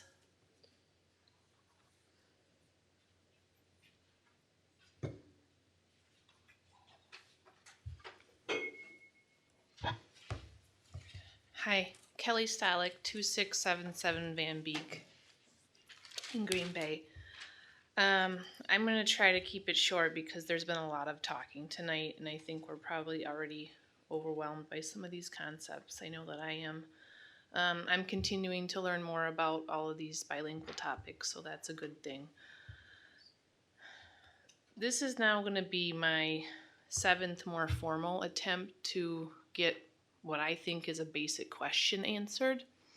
I can go through the other 6 attempts if you want me to. Otherwise, I can email it to you too if you want. I've tried various avenues to get this question answered, and it's not been answered yet.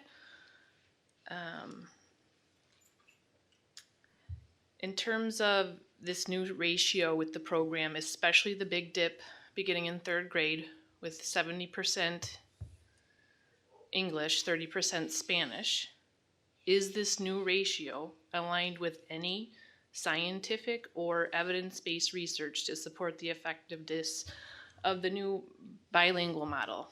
Do we have any scientific evidence done on kids in bilingual programs from Spanish-speaking and English-speaking homes that the long-term outcomes will be positive for kids from both the Spanish-speaking homes and the English-speaking homes. To me, if that exists, that should be easily delivered to me or anyone who asks. There's been times where it's been alluded to. I know that John had mentioned there's some copyright issues around being able to share some of this information, so maybe it's not easily copied and given to people, but there's gotta be a way to get it to someone like me. It's not that hard. Sorry, I didn't mean to cut you off. I would like to know, who's in a position to answer Kelly's question?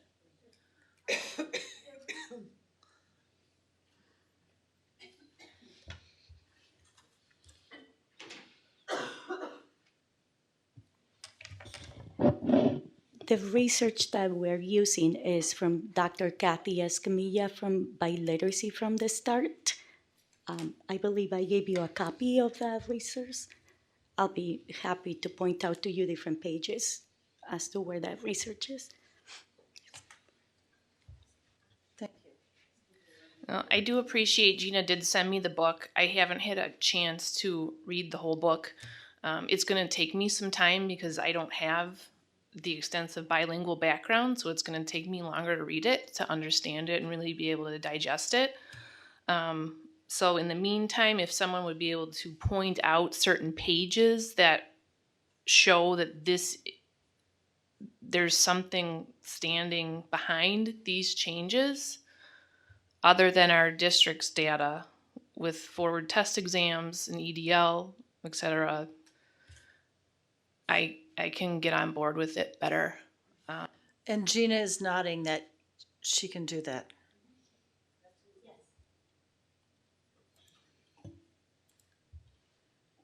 I don't know, would you like us to call a meeting or have a meeting where we can just, after school, sit down and go through and discuss with anyone who's interested in the changes from the research and literary part of this? I would love a reference list. That would be great. In a meeting, I mean, any of those things, I think a lot of us have asked.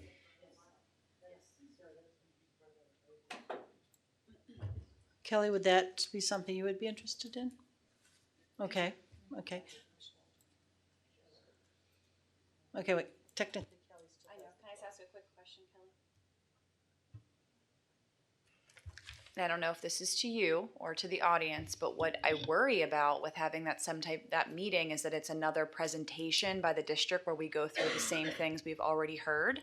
So my only consideration, I'm just saying this to everyone in the group, and I feel free to chime in, if that happens, I'd like it to be a working meeting rather than a presentation, so that we can get into some of the meat of that. And that's just coming from some of the feedback that I've heard from community members and staff about that. So Kelly, I don't know if you have any feelings about that. I just wanted to put that out there.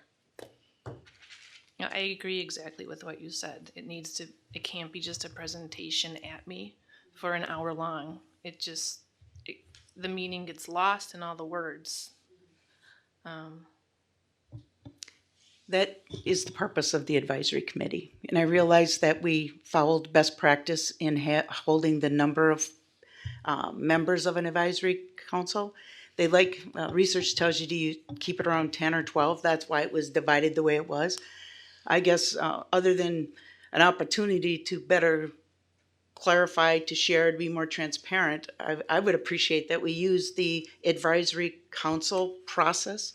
That's why the district has adopted that format. And then the members, that's why it's a diverse membership, will then go out and they'll have, I don't want to say work, but they'll have responsibilities to go out to the populations and stakeholders that they represent, such as our university personnel, administrators, elementary principals, teachers, parents. They would be the voice two-way from, an back and forth voice from the advisory council, because they're going to have to solicit additional information. The advisory council will not be the only one advising us. The responsibility will be reach out to the stakeholders they're, shall I say, representing. Just a thought to stay within the model and the framework the district has proposed to getting our work. Kelly, are you a member of the advisory committee? Yes, I learned about the committee after I raised concerns, so I don't know if I would have been on it or even been aware that it existed had I not come to the board meeting and also emailed the Wilder principal and Gina. So You are on the advisory. Okay, good.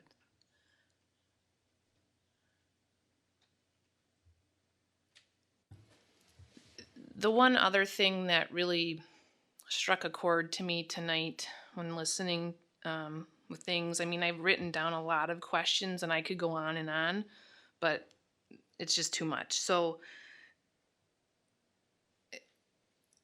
Nancy had said basically this is a program that people choice into, and if you're not interested in being in it any longer, you can get out of it. But our district's not going to support those kids if they change programs. Do you know what I'm referring to? Is your child an English-speaking participant in the the bilingual program? Okay. Okay. It's also a choice for the Spanish-speaking students too. Right. I think that's who you were referring to when you talked about the choice.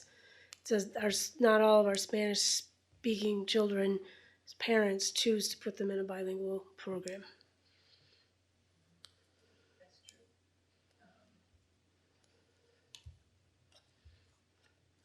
So that's who they were talking about when they said we can't support children in their Spanish learning if the parents have chosen to put them in an all-English classroom. I think that was the reference.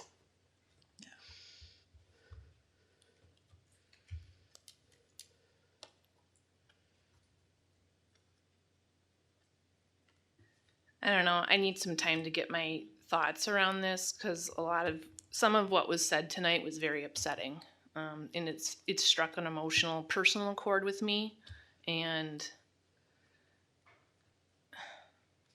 I chose to put my kids in Green Bay area public schools, even though I work here, and I know that there's pitfalls in the district, and I know that there's pros and cons. My gut in the beginning told me maybe I shouldn't do it. I was happy with how things went last year when the kids were in kindergarten. Now with this change and now going through all of these discussions, I feel like it's coming back to bite me, and maybe my initial gut was accurate, that I needed to go outside the district and go somewhere else, take my kids somewhere else, which would still be a choice. So that's where I'm left now. I think my kids will be fine because they're my kids and they have that white privilege behind them because they are in an educated household with two parents. But I wanted something great for them, not just okay. I think they'll be okay. They'll be able to read in English, possibly able to read a little bit in Spanish, but I don't have full faith that it is what it's going to be from what I had understood when I signed them up for it last fall, because it's now changed. I opted into one thing, but it's now become something different. So that's it.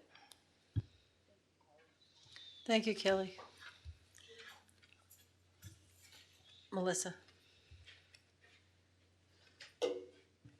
We got feedback from CISA, who does our videos after the board meetings from last week, that when people were not at the microphone, that we were unable to transcribe that information. So if we can just make sure everyone's at the microphone and speaking into the microphone so that we can comply with the ADA requirements, that would be helpful for CISA. I know Lori had to step out a minute, but I just wanted, now that we're moving into public comment period, just to raise that. Thank you. Thank you. The next speaker, Susan Budsman.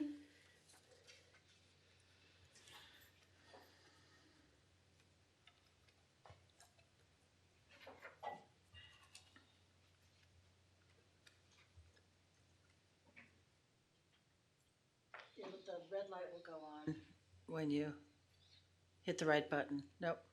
Looks like a face talk. Looks like a, Okay, perfect. Okay. All right, I'm going to start with the idea of choice just because, I'm Susan Budsbend, living at 1563 Oriole Street, Green Bay, Wisconsin, 54311. I'm going to start with the idea of choice.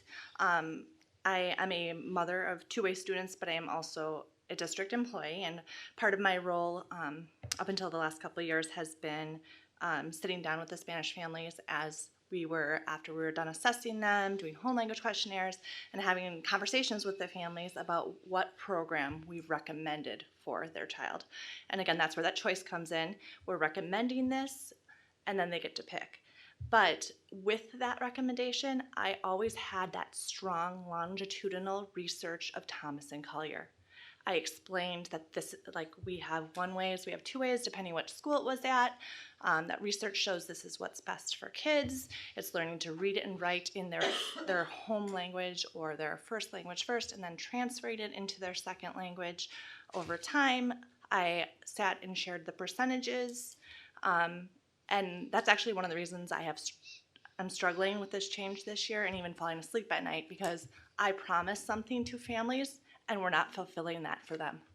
We're not giving them that, and I'm not giving the answers about what research is supporting where we're shifting to and changing to, that I can say that same stuff to those families. And like I said, that's not my role anymore. I still get a permission to serve sign, but the bilingual department explains that. So at least I don't have that, but I also have that history of hundreds and hundreds of families where I sat and I told them what to expect. And then this change happened without a letter until I went to my principal and asked for that, which caused that letter to come home. And then it bothers me too that letter is so positive. We're switching to a true dual language program. What does that mean? I feel like my definition of what a true one is, this is a step backwards, not forwards for our district. And the fact that families are being told it's a better program when I haven't been shown any research that proves that it really is a better program. It's just hard for me as an employee and a parent. Going off of that too, I have a question. So my first question is, how is it considered an advisory council if the district had already made its decision before they put the council together?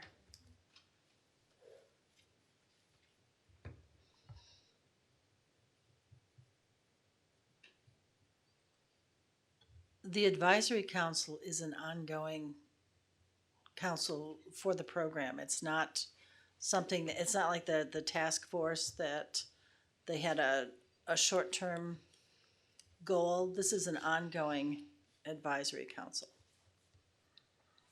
I kind of feel like it was an afterthought to check a box, to say, oh, we put this group together, we brought them together once a month, we did some activities with them, we listened, and they all agreed.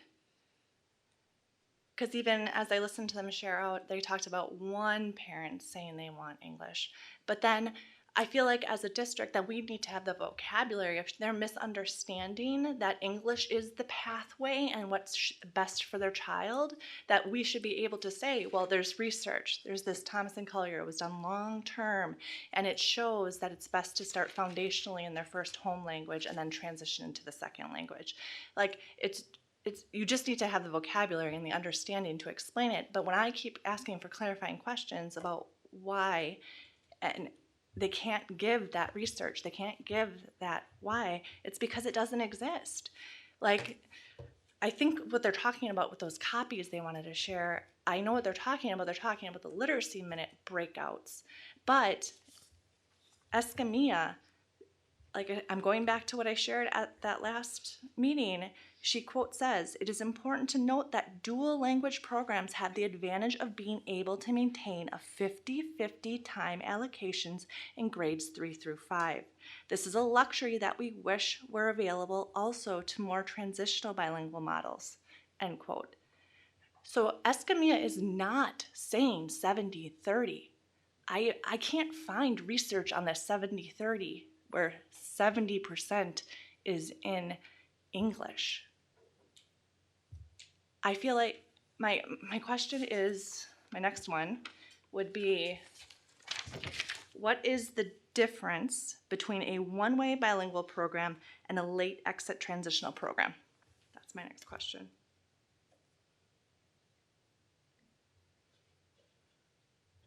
And can we get an indication as to, I'm not in a position to answer that question, and I'll put that out there. But who will be following up?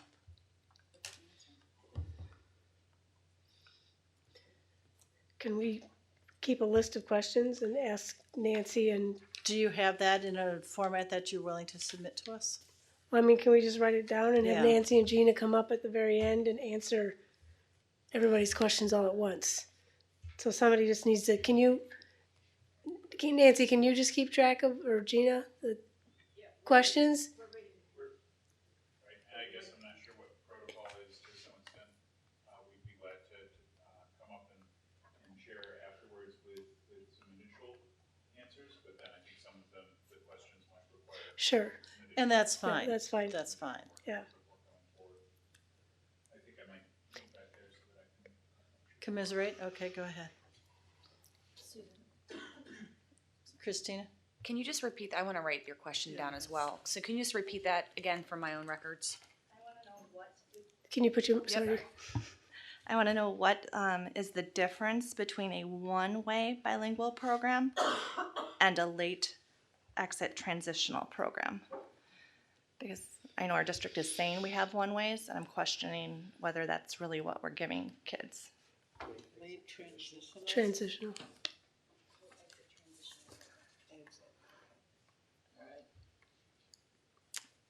My next question is about the slide that referred to, it talked about the two-way bilingual programs and the Spanish immersion programs, and I personally do understand the difference between that. But I just wanted to point out something that I noticed with that was, if you go to the district website, and you go into English Learners, and under English Learners, the link you actually click on to go into the dual language immersion programs, it actually says, quote, Spanish immersion programs. That's the link you click. So if there's that big difference that is visible and blaring that they expect us parents and community to understand, I don't know why that's the name of the link. And then also, just to re-emphasize, when you go in there, I went in there today again, it's still showing an 80-20 model as our district's advertised offering. My next question would be on the slide where they talked about which schools offer one ways, which schools offer two ways, and which schools offer both. I'm curious, would Eisenhower, Nicolay, and Tank still be considered one ways? And if so, how?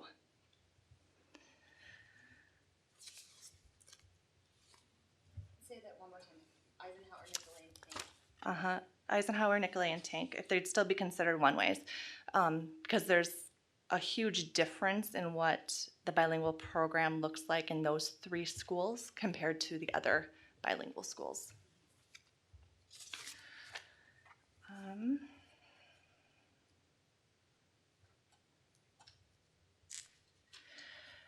On the slide, they talked about the why, and they referred to the data and not achieving literacy in either language. I'm curious if they took into consideration the research that shows the 4 to 7 years. If they also took into consideration the idea that Spanish interventionists are far and few. There are way more English interventionists, so there's way more support for struggling learners in English literacy programs than in bilingual programs. And then also at each individual building, if they compared it to their monolingual counterparts, because poverty does play a role in data. It's not just all about percentages.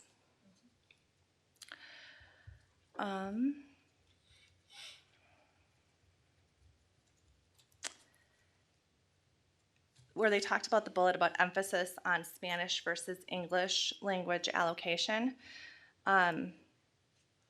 I'm curious, did we have research that supported our previous Spanish and English allocation? Which I already know the answer to that is yes, because I've shared it with community members and parents, but that's where I'm confused if they're saying that there was an emphasis. I personally didn't see an emphasis on Spanish over English. It was truly the end goal was biliteracy through research-based method that led to that.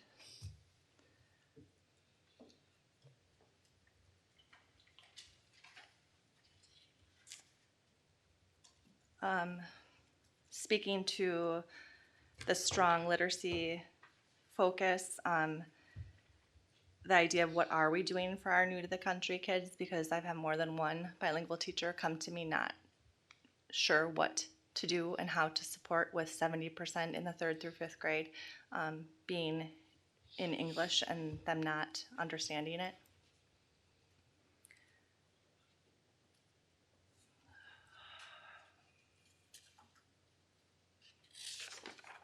There was just so much, sorry, I apologize, I should be more organized. When it came to the data sharing for EDL2 and forward exam, my question is, have we compared this to national data? Have we compared it to districts with similar programs to us? Again, that whole idea of 4 to 7 years comes into play. We shouldn't expect to see them performing equally in English to a monolingual peer in 3rd, 4th, and 5th grade. It just shouldn't be happening yet. And if it is, that's great, and they're a student that has excellent growth going on, which is great, but it shouldn't be expected in English yet, the power of yet.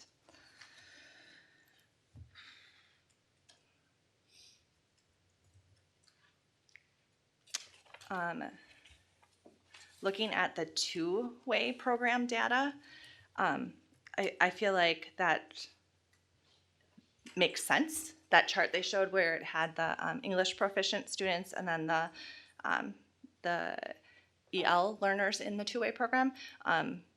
Of course, on the forward exam, you would expect the families that have their birth to age 5 language at home in English, they're going to outperform the Spanish-speaking students whose birth to age 5 language was Spanish. Eventually, that's why Thomas and Collier says you got to look longitudinally, they will catch up, and in the long run, it's the best program for them to learn their foundational skills in Spanish. So I feel like that chart speaks to the expected 4 to 7 years.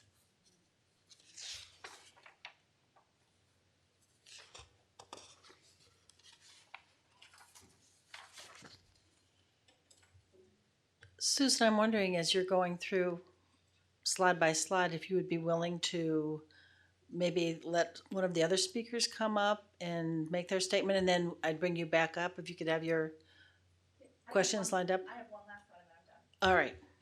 All right. The last slide about secondary. Sorry, can you press You your have to push. I apologize. This isn't my thing. So the last slide was about the secondary dual language program. I don't understand how how students will be able to handle that heavy academic expectation in secondary programs when in 3rd, 4th, and 5th grade we pull away all that Spanish. Their ability to understand and read and produce reading and writing on philosophy topics and chemistry and physics at the secondary level isn't going to be there in Spanish if we don't give them that foundation in the elementary school in both. Like, they need it in English, but they also need it in Spanish if you truly want a strong, growing secondary program. So how will we support those secondary programs when their Spanish literacy skills won't be strong enough for that? Kristina. Don't run away yet. Okay, I have 2 quick things. Going back to you're on the advisory committee, correct? Okay, it's okay. So you have a lot that you're considering because of your expertise, your kids, and your own children and your students. So how do you see the advisory committee, the purpose of that committee sort of helping you as a group to consider these pieces that you just so eloquently went through, and then how do you see that advisory committee working together as a body to not only inform admin but also directly to the board? Do you have any feelings about that? Like they said, we've only had one meeting so far, but it was definitely a set agenda with tasks to be taken care of, and it really didn't open itself up at any point. Like the last 2 minutes was when they flashed up the data on handwritten Post-it notes. It didn't lend itself at any point to really get into the idea of talking about how it should look or what research supports the changes. So I would look for it to become something where we are actually looking at the data and being shown research for the decision-making process that's currently happening, and then that could be something where after we look at that and talk about it, that could come back to here, and it can be a fluent sharing thing, and hopefully with that sharing, that honest, open communication about that, it could lead to positive changes for the Spanish-speaking and the English-speaking students in the program. That truly would be the end goal for me. Thank you. Sarah Pamperin.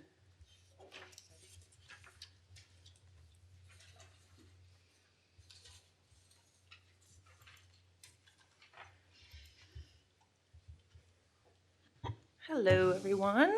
I'm Sarah Pamperin. I live at 2397 Yolanda Circle in Green Bay.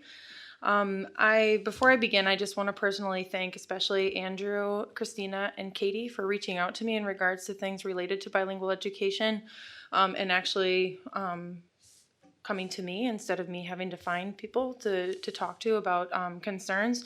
As you all know, when I started here, I wasn't even contracted yet when I returned in 2018, and I came before the board to express my frustration that we didn't have an advisory council implemented within the district when I learned about it through the Wisconsin state statute. Now, however, I feel like that has come back to bite me in the foot, because as I read it, I've read it over and over and over and over again, and I'm just very confused as to what we have right now and why that matches the state statute. I will read the state statute for you again. It's 115.98, the Bilingual Bicultural Advisory Committee. In each school district which establishes a bilingual bicultural education program under this subchapter, the school board may appoint a bilingual bicultural advisory committee to afford parents and educators of limited English proficient pupils the opportunity to advise the school board of their views and to ensure that a program is planned, operated, and evaluated with their involvement and consultation. So just interjecting here to say I'm confused as to why district employees were the ones that were organizing the committee when it says clearly here that the school board may appoint that. It then says the committee shall assist the school board in informing educators, parents, and legal custodians of limited English proficient pupils that a program exists. So again, I'm not really sure why it's run by district administration when it says clearly here that the committee shall assist the school board. There's also, I'm also a part of this council, and there was not a school board member in attendance at the October meeting, so I guess I'm just a bit confused.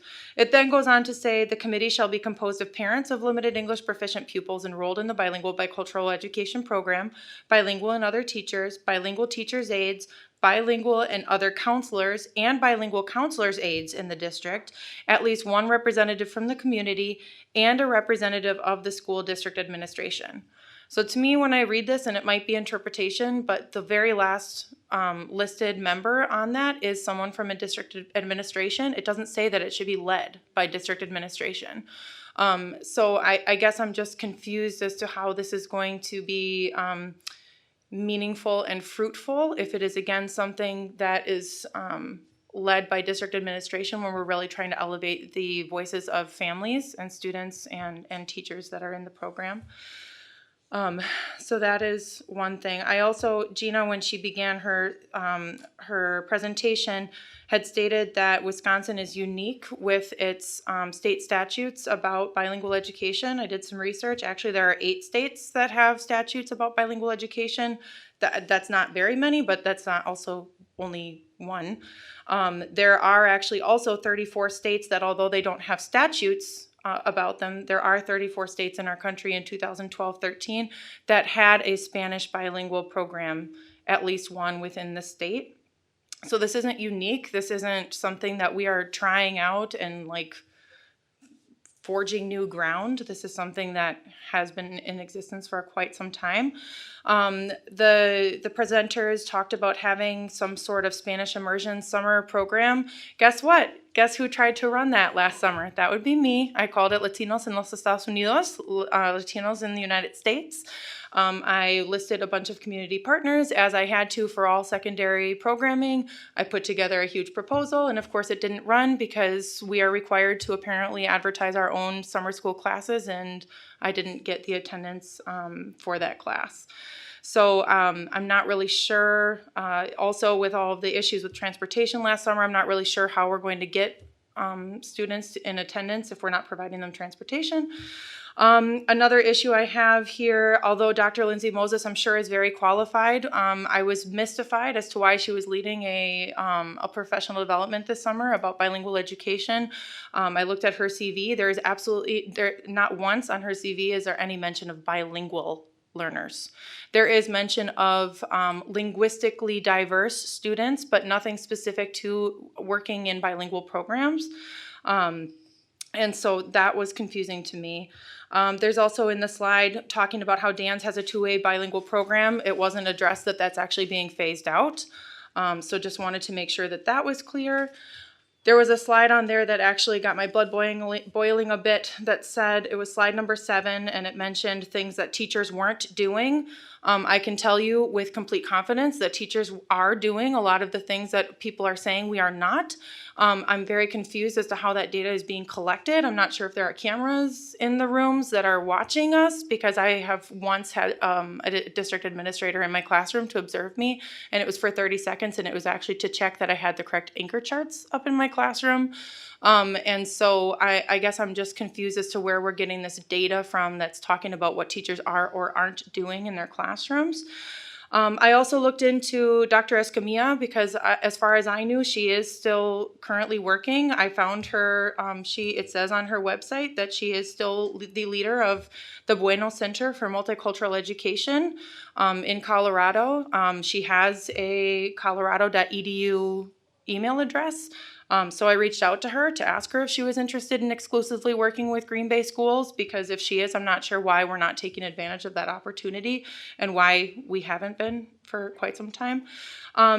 There was mention of how we know that students are not losing their Spanish during the presentation, and I'm curious as to where the research is that they are not losing their Spanish or that they are losing their Spanish. We don't really have measures that follow students. I'm a 6th grade teacher. I'm not really sure what I'm supposed to be doing in terms of keeping track of how they're doing in Spanish. A lot of people, I have notes in here about the advisory committee. I did want to clarify that there is no Spanish science offered at Edison. We have one section of bilingual social studies that I basically begged and bartered for months. And within the last week before school began, was told that I was granted the opportunity to teach one section. When we talk about collaborative learning teams, especially with bilingual teachers, we have 3 at Edison in 6th grade. Each one of us, 2 of the teachers teach 1 period a day in Spanish, and I teach 2 periods a day in Spanish. I'm not really sure when we quote the fact that we don't have the staff to fill positions. We have plenty of teachers at Edison that are begging to teach in bilingual classrooms, and we're not granted that opportunity. I think all of the training that I've done and the investment that this district has taken in me and encouraging me to get my bilingual license, I don't feel like I'm using all of the skills that I'm meant to be using. In terms of collaborative learning time, I have 20 minutes twice a week with my fellow bilingual teachers because we have assignable time that is apparently not flexible, and so I'm unable to actually meet with my collaborative learning team.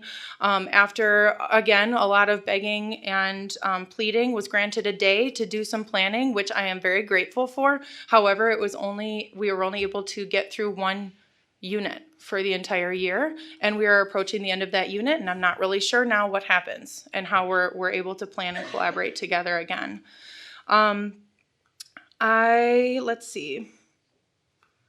I also just wanted to reiterate, a few times in the presentation it was mentioned that the presenters had talked to and had anecdotal evidence and had collaborated with teachers. I have to be honest, and I've said this before, and I've shared this many times with Michelle, that the only time that I feel like I have had a conversation with someone at DOB or on the board, except for the exception of these three folks here that I pointed out, I have been the one to reach out. And that to me is incredible. It's impossible for me to understand how that is our current situation, that I'm the one that has to basically beg to have a conversation and to ask questions and to be seen as a rabble-rouser just for asking questions and trying to understand what research backs up the decisions we're making.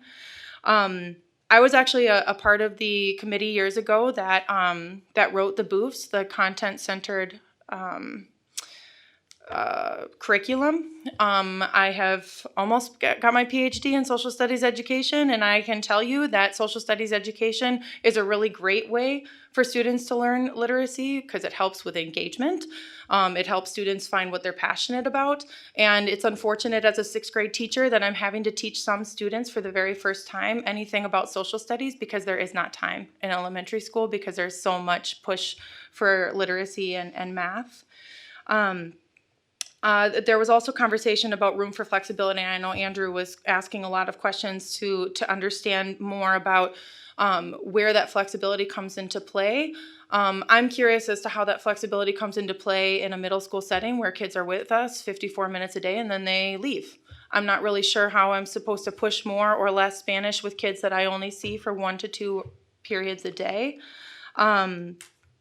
I also would just like to recommend, I know that we're writing down a lot of questions that people have today.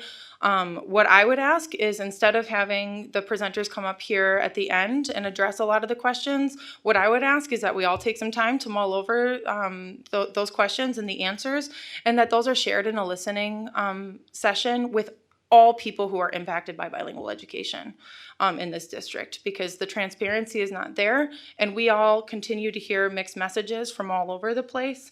And so I think that it would be cool of us to, like I did when I first came into this district in 2012, actually get bilingual educators in the same space at the same time, which I haven't done since I came back to this district last year. My last question, someone alluded to this previously, that we're missing a lot of interventionists and coaches. There was an opening for a bilingual coach last year at Eisenhower that I was highly interested in applying for. It's interesting to me that I have multiple years post-bachelor of education, and yet I'm not qualified to be a bilingual coach because I don't have the 316. And in speaking with others that have the 316, which is an expensive license to receive and it's time intensive, I'm just wondering where there is a program where I can get my 316 license that's based on bilingual learners, because the anecdotal evidence that I have from folks that have the 316 is that there isn't an emphasis on bilingual learners. So I'm confused as to why a bilingual coach would need that license. And that's all. And this actually helps to explain why the advisory committee is a good idea. Because you're on that as well, aren't you? Yeah. I think the first 3 speakers are all on the advisory council, and I think we need that communication. We need to listen to one another. We need to have teachers talking to administrators. We can't, we have administrators presenting and people throwing up their hands and shaking their heads, and clearly you have some concerns, and I think we need to have that communication. So I think the advisory council is a good idea. I appreciate that, and I also believe in what the state statute says that it should be. That's okay. I'm just not sure if it is meeting its potential at this current point. I know that we've only had one meeting, but again, walking into a room where we're having an advisory council meeting and there are tables with 4 chairs set up and the parents who speak Spanish are sitting at one table off to the side, and then all other of us come into it almost felt like a classroom setting instead of a listening session setting. No, and that can be changed. I mean, you can even, these tables, you can have an oval and you can have, they're growing pains. I mean, you've met once. So I would encourage all of you to give it a chance. Michelle. Thank you, Sarah. As I was listening carefully and thinking through all of this, I do, and I saw when you started speaking about bringing everybody together to really have a conversation. That's really what you're asking for, and I think I'm seeing nods. I really think that's what has to happen. What I hear from everybody who spoke tonight, regardless of where people are lining up behind the research, is that people care deeply. People want the best for children in our bilingual programming. I don't know what I appreciated, what Susan said. Is Susan or Sue? I'm sorry. Susan said at the end, which really was hopeful for me, is the fact that I don't know there's a perfect answer, but I'm confident that the answer's in the room, basically, that the people who are delivering the programming and the people who are working on point for the district and the people who are actually receiving, the students and families, because I've had mixed conversations with community about what the right answer is. And so I think it's really important to just almost have a summit around these issues and really understand the research and come away with where people can believe they can put their work into, because the passion is there, and that I applaud everyone for. It's late at night and people have grave concerns, and that really speaks volumes to the professionalism, but also the work that you want to do. So, and I see that from our central office staff, I see it from all of our teachers, and I see it from our families and parents that want the best. So working collectively, I think with a summit kind of mindset where everybody, instead of talking at each other, start talking with each other of what they know and how to make that, and solution finding, rather than lining up behind one side or the other. It just, yeah, you're going in the right direction. I like the recommendation. Oh, sorry, I cut you. I got you back. Well, that was rude. No. Go push. I just wanted to thank you for humanizing people, because I think a lot of the time tonight we've been talking day to data. But what we have to recognize is that these are actual children and actual families who are impacted gravely by these decisions. And depending on how we share what we're doing with families and with the community, it can definitely give us some of those different perceptions. And I know that there are a lot of families out there that are Latinx, and they would really like for their kids to be in a bilingual program, but they're scared that they're not going to learn English. And I think that we have a huge assimilation issue in this city and in this country. This isn't something I'm asking all of you to answer right now, but when we emphasize English so heavily, it puts a lot of pressure on families who perhaps maybe want to value bilingualism and biculturalism and biliteracy, and makes them feel like the only way is to assimilate and to only learn English. What? I'm allowed to ask questions. Don't get snippy with me. Sarah, you shared some really great stuff, but I wanted to just ask one targeted question around your bilingual educators. I heard you talk about the need for that team to get together more regularly. Moving forward, do you have any recommendations on how that would look? Because that would exist outside of the advisory committee, right? That would be across the district. So any thoughts about that?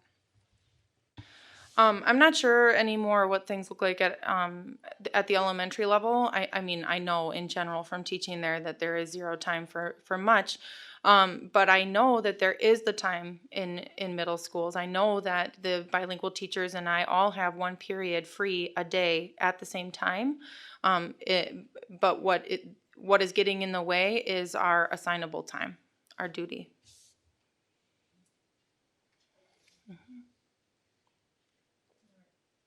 Thank you.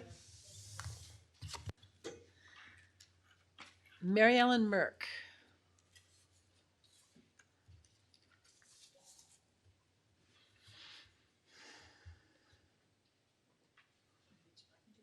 The one with the face and the one talking. Got it. That worked. There we go. Hello, my name is Mary Ellen Merck. I reside at 461 Roselawn Boulevard, 54301. I have been a bilingual educator in the district since 1998.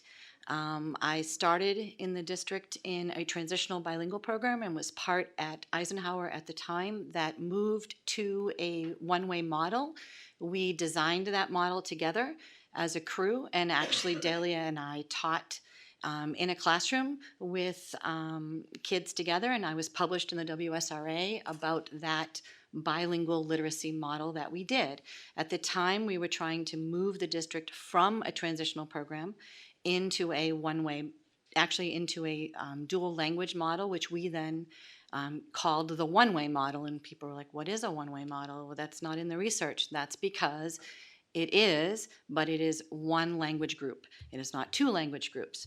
But we were very, very concerned about our students' ability to learn both languages because they were being pulled out of regular education classrooms for literacy for that time period, and they were not getting enough literacy, and they were not increasing their skills, and they were not increasing in either language. So we chose to go with a one-way model. We had an advisory group then meet and talk about it and come up with the best way to do that. So that's what happened. So I have been doing this for a very, very long time. In the meantime, I did get my 316 as a bilingual educator. I actually came into the district as a bilingual educator from New York City. So I taught in a bilingual program, I subbed in bilingual programs in New York City. And so I've seen bilingual education for a very, very long time. I also, in 2014, did go to Puebla for a week with Escamilla to learn about the biliteracy squared model. I went as a adjunct professor for UW-Oshkosh because I was teaching biliteracy at UW-Oshkosh as adjunct faculty. And I did that for many, many years. I taught the Beeman book and the Uro book for about 3 or 4 years. What I can tell you about Escamilla is a proponent of Spanish. She is a proponent of bilingual, biliterate, bicultural kids. We were completely taught in Spanish. We went to schools. We were taught how to do biliteracy. We were given all that information. And one of the things that you have to remember about her book is it's biliteracy. It is not math. It is not content. It is not Fayed. It is not music. So she is a proponent of increasing their literacy in 4th and 5th grade by percentages, which makes sense. Because, as Sarah talked about, you can do Spanish in content. You can give them literacy skills that they can transfer in content. You can give them Spanish science, and they can read Spanish science. So instead of only having 20% of Spanish, they have 20% of Spanish in literacy, but they have their entire reading in science is in Spanish because they're transferring those skills back and forth. I have been doing paired literacy, taking what they know in Spanish and increasing their English for over 20 years. I've been doing it. I am presently one of the only full-time bilingual interventionists. I have been for the last 10 years at Sullivan Elementary. I am a bilingual reading interventionist who is now reading recovery trained and DLL trained. I've been doing it at Sullivan for 10 years. When I looked at the data at Sullivan, it is interesting to see that our bilingual kids in reading in Spanish, their EDL2 scores in proficiency were the same or equal to or greater than their native English counterparts. Okay? So they're reading in their native language the same or equal to their English counterparts. So I don't understand why the program doesn't work. is doing the same thing. Are 90% of them reading on grade level? No, they're not. We have a literacy issue in our district. We don't have a bilingual issue. The bilingual program that they are proponing, that they want to put in place, when you hit a threshold of 50% English or lower, it is no longer a dual language program. It is a transitional program. Late exit. It is not a dual language program. Any bit of research out there will tell you, as soon as you drop below the 50% threshold for English, you are no longer a dual language program. So all of the paperwork that you are putting out to parents that says that they are in a dual language program, that they are in a two-way program, that they are in a one-way dual language program to become biliterate, bilingual, bicultural is wrong. It is not research supported. As soon as you drop below that 50% threshold, you're done. It's not dual language anymore. You cannot take a kid. I was very concerned in April. I had no idea this was happening. I've been in the district 20 years. I'm in a bilingual school. I had no idea this was even happening. I heard rumors that there was something going on at Eisenhower. I knew nothing. In April, I went to the board. I didn't know anything about it. In May, I started to hear these rumors that something was changing, but it was all hush-hush. What's that all about? So I went and I watched the board meeting, and I'm looking for the data, and I don't see any data, and the only data I saw was behavior data. I was like, this is interesting. What data are they looking at? So I emailed Claudia Orr in June, and I said, can you give me some data that you guys looked at? I'm really confused. She copied her response to Nancy Chartier and my principal and said, your principal has that data. That was the response I got. I had no idea what was going on. I had no idea about the change, no idea about the data, nothing. So in the other piece of my puzzle that I kept getting very upset about is every time that it was brought up that classroom teachers or teachers in our district did not have a literacy framework and were not following the scope and sequence is incorrect. I have been for 20 years. We have followed the Fountas and Pinal continuum. We have followed whatever literacy framework was given to the district. We used it. If we only, right now, all we have is Lucy Calkins, that's what the classroom teachers are using, and the continuum, if that's the framework they're talking about, okay? I have done reading workshop, writing workshop, language since 2000, 2005. I've been doing mini lessons and reading workshop and writing workshop for over 10 years, if not 12 years. So it's not new to me, and I don't understand why it's sounding like it's new. And paired literacy has been done for 20 years. We have always looked at what are their strengths in Spanish, what do they need in English, and moving it forward. There's a graph by Eleanor Thonis, that was done 30 years ago. And it lists out all of the things that when you learn a literacy, that you can transfer to another language. Basically, everything transfers. The only thing that does not transfer is whatever is specific for that language. For instance, directionality. In, I think it's Hebrew, you read right to left. Well, that directionality is not going to transfer if I learn English. But main idea, inference, visualization, all of those pieces that are the most important components of literacy transfer. So it doesn't matter which language you learn it in. I don't understand why we are trying to, I do understand because in the governmental state that we're in, and also with the push for getting our kids to grade level and meeting benchmarks, that all has to be done in English. I get that, totally. But why are we worried about fourth grade? As Kristina had shared, it is 7 years. 7, kinder, first, second, third, fourth, fifth, 6th grade, before we can even worry about them, okay? Then, when we're looking at the data, I can tell you for our 5th graders, how many of them have exited the program? So what about those ELLs who are 6.0s by 3rd grade, 4th grade, 5th grade? Where are they counted? Are they counted under the ELs? Because they're really not ELs anymore. They're exited kids. Are they counted under under native English speakers? I'm not quite sure. So I would wonder where those kids are at. And then once you pull those kids out, who are the exited kids, which I think at Sullivan, if I remember, I'm off the top of my head, I think maybe half, no, I wouldn't say half, maybe a third to a quarter of our kids were completely exited from the program. They were 6.0s. So they were considered to be fully English proficient. Okay, so that's fabulous. By 5th grade, they were fully English proficient and they no longer needed ESL or bilingual support, but they were still in a bilingual program because our focus is bilingual, bicultural, biliterate. And many of our parents, of course, want their kids to learn English. But the problem that they run into is they get very, very excited when their children are kindergarten, 1st, and 2nd graders and they're speaking English. And then all of us, I have my teenager right back there, who's going to be 18. He doesn't like to talk to me. And guess what? We both speak English. Now, how about I'm a native Spanish speaker. I don't speak English very well. My son has been learning English.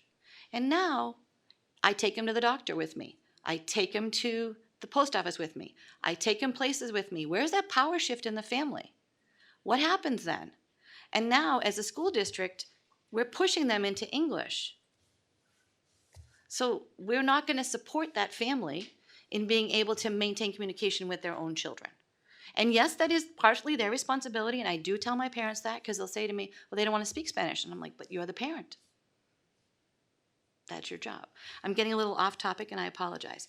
But one of the things that when I was with Escamilla in Puebla in 2014, one of the big things she talked about to us is that concept of paired literacy.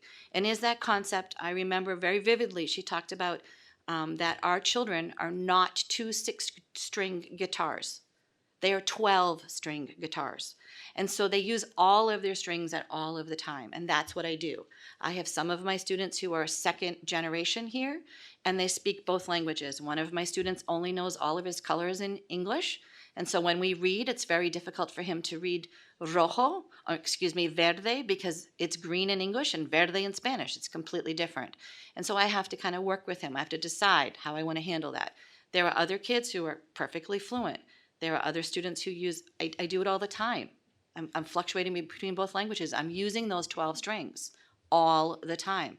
And it was very, very difficult for me to hear, as Sarah said, all the things that teachers are not doing that we have been doing. Okay? As an interventionist, I was pulled into 2nd grade. I taught under the booths in 2nd grade one year. My students did not get intervention for that year. That was in, I think, 15-16. And I taught 2nd grade under the bilingual unit frameworks as a literacy specialist and loved it. Because I was able to, if I wanted to, use a science text and teach inference and visualization, or use social studies textbooks and do that, or pull out the Spanish science textbooks were pulled, the Spanish social studies textbooks were pulled. Some of the other materials we used were pulled out, so the teachers were left with, what do? They go to Teachers Pay Teachers because they don't know what else to do. So we had booths for 2 years, then we had CEDs, then we had Calkins. Teachers don't know what to do. That's why they've been leaving the district. I've had teachers tell me, I can't do this anymore. I can't change every single year and stay in this district. I'm leaving. I can't do it anymore. This is research-based. This is research-based. This is research-based. Well, we're not getting the outcomes after 2 years, so let's do something else. Oh, that's not working. Let's do something else. And that's the way bilingual teachers are feeling. Trying to think if I have anything else I wanted to say. I think that was all I had to say. I'm going to hold you to that. Thank you very much. Oops. And our last speaker, Delia Ybarra.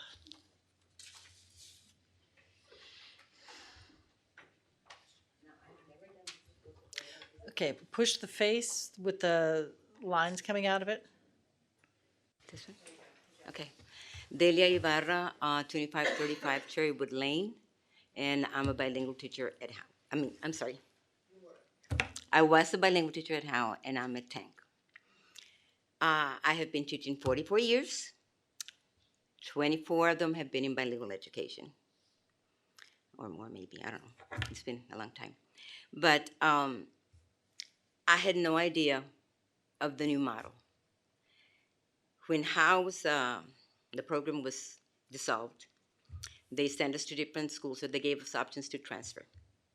So I looked at Tank and was under the impression that I was going to go in there and I was going to be a 5th grade bilingual teacher for my last year because I am retiring. And that was what I was looking for. Last year, 5th grade teacher with, I think there was 25 or 26 kids in the class. Then school started and they said, no, it's changed. You're going to be an SLA teacher. What does that mean? Oh, we're going to be doing parent literacy. So I was really confused because, like Mary Ellen said, we've been doing parent literacy for a long time. And now, as a SLA teacher, I was going to do parent literacy for 1 hour. And my schedule was to be that I was to go and observe the monolingual or gen ed teachers. And from there, kind of try to work the parent literacy kind of stuff. I do not believe in that program, and I told them right away. I said, because what I have been doing for so many years, I was willing to give it a shot. I said, okay, I love teaching, and I love working with the bilingual students, although I have worked in gen ed with over in Madison, Wisconsin also. So they told me that I would be able to do the program my way, use my creativity, and so I had high hopes. We had a new principal, and I talked with her about what I wanted to do. They did make some changes where they took, according, bilingual teachers are a rare commodity, but they did make some changes where they took a bilingual teacher and made him a gen ed teacher.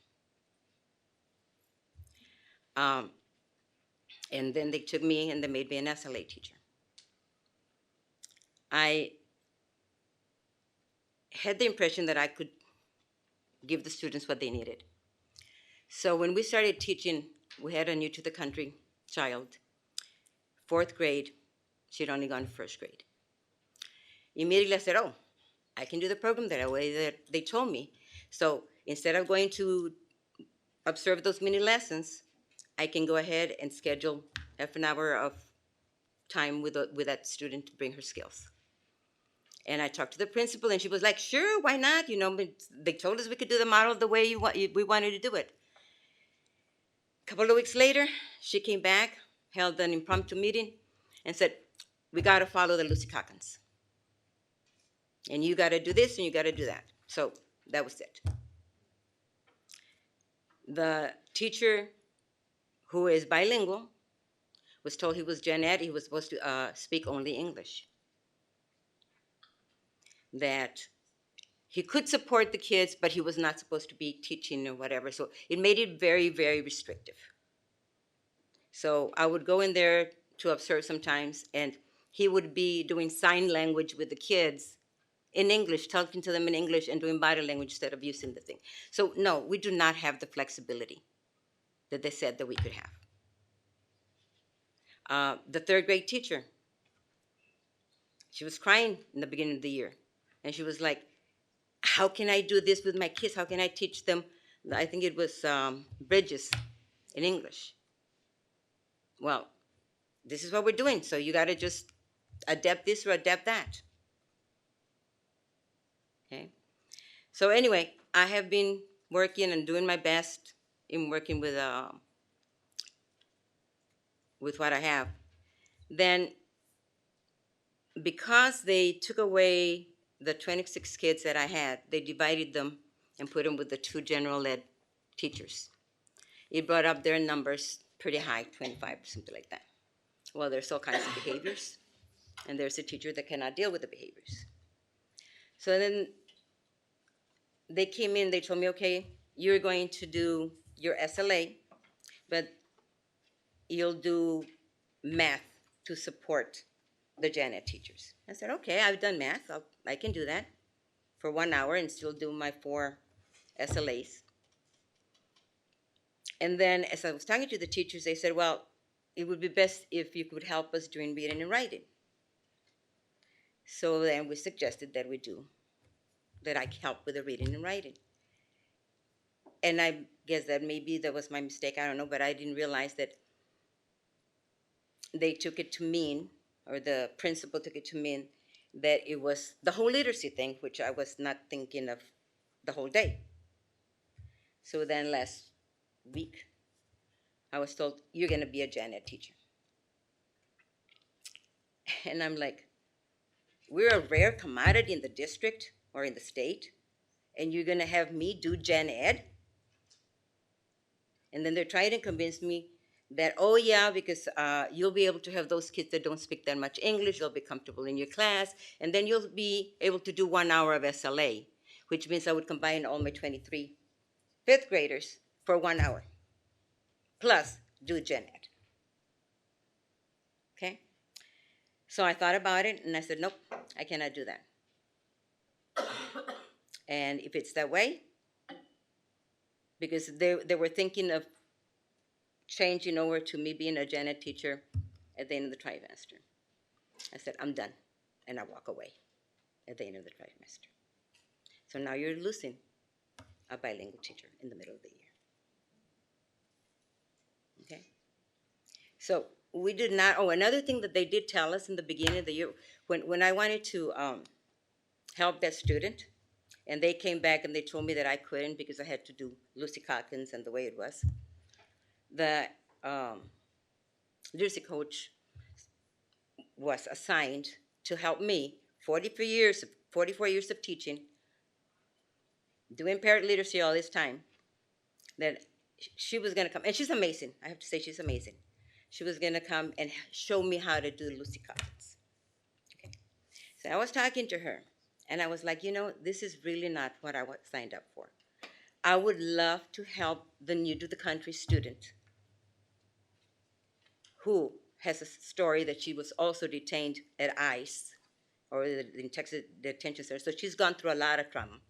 Now she's only expected to be doing things in English. And I said, I really would like to help her.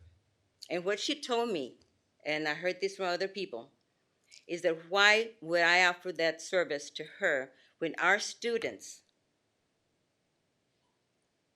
that are bilingual and are going to be with the English-speaking model for most of the day, why should they get any support?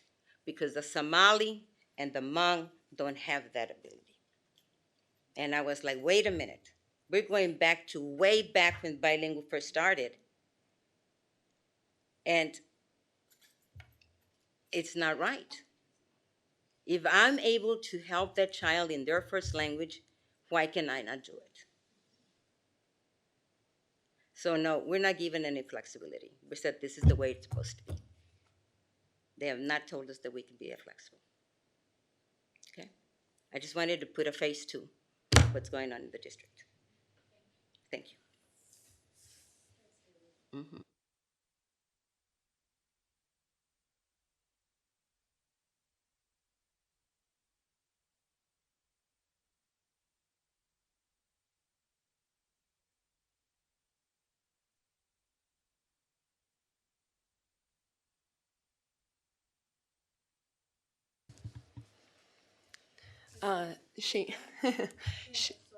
Shane Espinosa, 3178 East Breeze Lane, Green Bay, Wisconsin.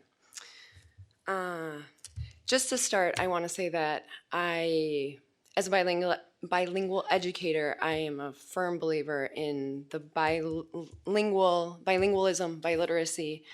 I do have my 316.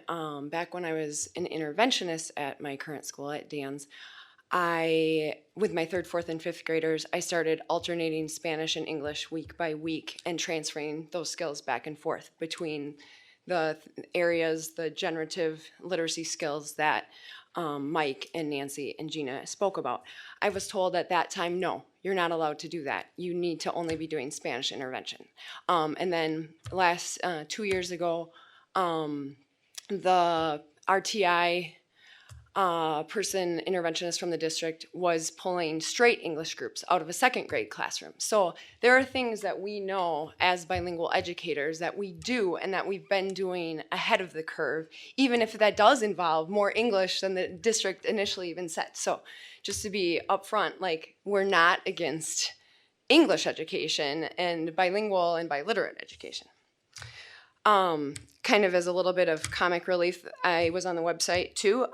It does still say 80-20. It says dual language. I would invite you all to go there and see it. The comic part is, if you're at a lot of businesses these days, if something's advertised different than what you get your money back. So I wonder what we're doing to comply with that with our families, because we're not giving what we're advertising. Also, so on that page, what it talks about our dual language program, and that's what it says, dual language immersion program. It says that our goal is bilingualism, biliteracy, and biculturalism. But then also when Nancy was talking, she was talking about our goal being English proficiency. And so I ask, and I think all of us as bilingual educators are asking, what is the goal? Is bilingualism just a means to an end of English proficiency, or is it truly in practice a means and an end to itself? And I think that needs to be clarified, because it says different things, different places, and what we're putting into practice is different in different places. Also, looking at the data, I know from some experience that I had over the summer that students were moved, native English speakers were moved out of the two-way program into they wanted to be moved in, or not they wanted, the district wanted to move them into a monolingual setting because they were not making the progress in English or Spanish, especially in English. And so my question is, if we're only looking at district data, is our data skewed because we're only looking at the selective group of students that we're choosing to be on the two-way side of our bilingual two-way program? Next, I was talking to Sarah, and I guess I'm wondering if this Bilingual Advisory Council just started meeting last month. I believe that Sarah looked into the state statute back in August of 2018. If this was all in the works all during the last school year, why wasn't the board and the administration, why wasn't that committee functioning and working in tandem as these discussions were happening? It was said that we didn't have a scope sequence that was on one of the slides in English or Spanish. There wasn't a set scope and sequence of you have to teach this first, through the year. Like, there were certain things that we had to teach in second grade or third grade or fourth grade. But due to things like Einstein kits that you order for first trimester or second trimester or third trimester, there was some variation of how the order of some of how those units were taught. So that even in monolingual classrooms, different schools weren't teaching those units in the exact same order. So I don't know what the argument is with scope and sequence, but we had the same expectations. They might not have been taught in the same order in monolingual or bilingual. Also, for Calkins, for the classroom, for Calkins, there are amazing, basically it's almost like giving a behind the glass when you read the Calkins units. And so if you're looking at them, they talk about the text used, and we got those text sets and everything. Well, then there's recommendations of what to use as Spanish substitutions. Well, we knew as a district, and I think around the country, they knew that some of those substitutions were not very appropriate. They didn't have the same teaching points. They may be about the same topic, but they weren't the same text level, lots of things like that. So kudos to Elizabeth Wright last year for putting together a team of educators at each grade level to look at and really consider what texts would fit to teach the teaching points, the level of text difficulty. And we worked together, and those were finally ordered and given to us at the end of the school year last year. So we've been doing Calkins. You guys adopted Calkins years ago. And as you wonder why our data isn't good, we've been trying to find resources to teach it with and then try to figure out how do we take those units of study and all that amazing behind the glass type, okay, this is what they're doing in a Calkins classroom, how to apply that to these Spanish books that we don't have the same ones. We're, picking and choosing and trying to figure it out. Another thing is math. Where does math fit in all of this? Like, I know we're talking about literacy, but what about STEM and math? Like, I don't get if we're talking about forward, our report cards are based on literacy and on math. Like, where is all the talk about math? There is a lot of literacy in science and social studies and math and how you see patterns and even, specials, reading music, like all of these things are interrelated, and I think that was touched upon, but we need to not lose sight of the forest for the trees. And then also, there's bias in standardized tests. I think you all would know that. Like, I went through CISA 7, and this gets to my last point. So I had started at St. Norbert and then went to college in Illinois and got certified in psychology, and then came back and they needed bilingual teachers in the district. I was going to get my master's in social work instead, but they needed bilingual teachers. So I went through CISA 7 to get my credits. And then they asked me after that if I would help tutor another teacher who was having troubles passing her praxis test. I think it was her elementary content knowledge test. I took the middle school route because elementary, middle, you can either do middle school or elementary, early childhood. And I did middle school, and I'm a pretty good test taker. I actually am a graduate, one of the valedictorians from Green Bay West, so I feel very strongly about the district and am proud to be a district graduate, employee, and mother of now a student. So, this is very important to me on a variety of levels. But so I tutored this teacher, and she kept taking the test, and she couldn't pass it. There were things she just didn't know. And one of the things she said to me that's kind of stood out, and as I thought tonight that kept coming back to me, is that she was in pull-out ESL classes a lot of times in high school. So I think she was missing some of that heavy lifting of content in middle and high school that we're talking about. And so she didn't have some of that background knowledge that a lot of us had when we were in our regular ed content classes. And I think that really did a disservice to her. And then the last thing I want to talk about, Nancy talked about it too, is that we do have a shortage of bilingual teachers. And unfortunately, we're not even utilizing the bilingual teachers we have to do what they're capable and trained in doing. Like I said, I went through CISA 7 and I had to take 22 credits because I had to take my elementary certification. I was certified in elementary, ESL, and bilingual in 1 year because I wanted to be employed the next year. I took 22 credits in addition to teaching in 1 year. I paid $600 a credit to Silver Lake College and CISA 7. So that was over $12,000 that I paid. From talking to people now, I guess bilingual teachers are given $1,000 a year for 3 years. Well, $3,000 does not touch $12,000. And then when my husband went to through the program, it was $14,000. Well, if that would have been my case, I probably would have gone into social work and not into education. So the good part, though, at that time, the reason I did it is because I was reimbursed half before the MOA and Act 10. So I got reimbursed that $6,000 initially after I took those credits each semester. And then for every year I was in the district after, I got reimbursed 6 of those credits each year. So I got fully reimbursed for that. And then I was able to use those credits towards my 316. We need to open opportunities and encourage education instead of discouraging education. So that's pretty much what I have to say. Thank you for not holding back. No one has ever accused me of that. All right, all right.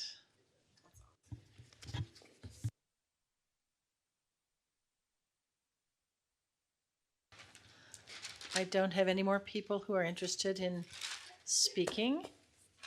And I'm wondering, you are welcome to come up, but I don't know that we're going to go down. Don't do that at this time. But I think we've captured a lot of information. And I appreciate people's willingness to speak up. And I appreciate the work that you've done, and I think it's good. Sure, I want to reiterate that there definitely is a lot of opportunity for more conversation, that we've just begun the work with the parent advisory group, and so we want to continue that, but I think that there needs to be some additional opportunity for additional voice from a wider variety of people than just the people that are in the advisory group. With nearly an hour and a half to 2 hours of questions, I really don't think I quite often agree with Sarah, but I most often agree with the standpoint that I think that we need to take some time to reflect on these questions, go a little deeper, rather than try and give an immediate response to each of these questions. I think that could be not as fruitful as taking some time and looking for what are the patterns of question that we want to answer, and making sure that we have opportunity for greater voice in that work, as well as the work of the parent advisory group. And I too would like to share, as well as Gina and Nancy, that we are all passionate about this work, and we all have committed a significant portion of our lives to serving kids, and in particular, several of us in serving bilingual students, and that's something that we won't take lightly. And I think just the fact that there is so much passion around this, it's an important point that we need to take some additional time to make sure that we are engaging in dialogue, having further conversation, and moving forward. I do think it would be helpful, though, that once we do some initial sifting of some of the questions and looking for themes, if we're able to share that with the board as well, so that we can ensure that the themes that we're seeking answers on are represented within that search. So rather than just what we come up with related to the main themes that have emerged. Thank you. Thank you. And that concludes the teaching and learning work session. Thank you. And now your son can run skipping from the room. Well, he's here as a part of the merit badge for Scouts. He did have a purpose for being here. I see how it is. Okay, so he wasn't just supportive of his mother. Okay. Good. All right. Well, then you're all welcome to stay. All right. Next is organizational support work session. That'll be facilitated by Andrew Becker. All right, thank you. We have two business and finance discussion items with an opportunity for public comment, although we haven't had any papers turned in. First of all, for this one, first of all, we have the 2019-2020 budget transfer. This is just putting down in writing something that we had talked about recalculating vacant positions and to better reflect the spread that not all vacant positions, when filled, will take the family insurance. And anything you'd like to say about that? I'm going to start and give Angela the opportunity to fill in some of the details, but this is a common occurrence in school districts that I've worked in, both as a business official and as a superintendent, where from time to time the board will request transfer of funds from one fund to the other. We don't have the authority to spend out of the function of the budget that was passed by the board unless the board officially does a transfer of funds. And so this would be a document that would represent the request that was made by the board to accomplish that. When I think about the size of the district, though, and the amount of money, it seems like a lot of money, but in a district that I'm more familiar with in terms of the size, that would be about 1/10 the size of this district. About $50,000 change in health insurance would be something that would be quite frequent in terms of the ability to project who's going to take family and who's going to take single and what type of insurance they might take, and some, in fact, waive the insurance. So this is not an unusually large amount of money. It certainly would be in line with whatever budget characteristics that you put together with the budget. But nevertheless, it's what we believe would be more accurate based upon how people have taken the insurance choices more recently. So we did the best job we could that money from the budget. Now, having said that, there is a possibility that every new hire that you have will take family health insurance, in which case you're going to go over that budget item. But there really isn't. I mean, you were a math teacher. I mean, if we're talking about 140 people all taking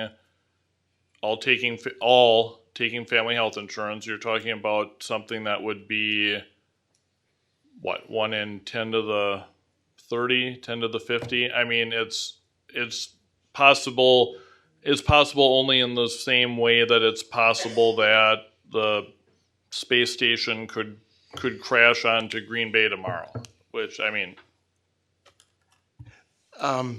I think that would be more likely, that more people would take family health insurance than the space station crashing on Green Bay, but I'm not a scientist, astrophysicist, so. Laura? When will we know if this is panned out? I mean, when will we know that the numbers, that this was a safe risk? In districts that I've served in the past, typically board transfers happen in February, March, and we have a more predictability at that time. In a district that's this large, sometimes vacancies are not able to be filled that board would like to fill immediately. And as hard as administration tries to recruit and retain individuals, sometimes those vacancies would not be filled entirely for the school year. I think this is a very safe guess. As Mr. Becker had indicated, this is much safer than the space shuttle landing on the district. So. Right, other questions? Michelle?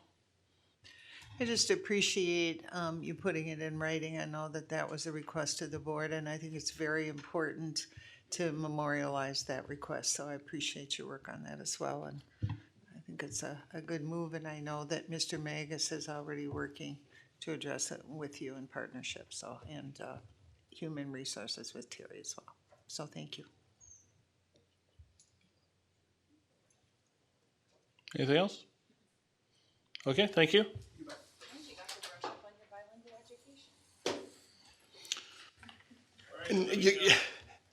May I address that? Sure. The reimbursement rate for bilingual education from the state of Wisconsin, and we actually should be, instead of working among ourselves, maybe talking to state legislatures, it's 8%. 8%. So a district that has a large bilingual population that needs to serve that population is extremely disadvantaged by the lack of support from the state of Wisconsin. So we may have a statute, but we have no money behind it. Yes. Basically. Well, it was part of the Blue Ribbon Commission. Why didn't you say that 2 hours ago? Pitiful and pathetic. We knew it wasn't going to be robust. No, I've said it before.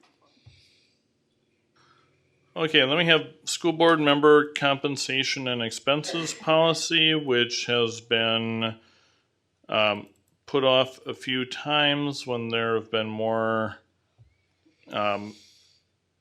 pressing items. I would propose that we probably do that again.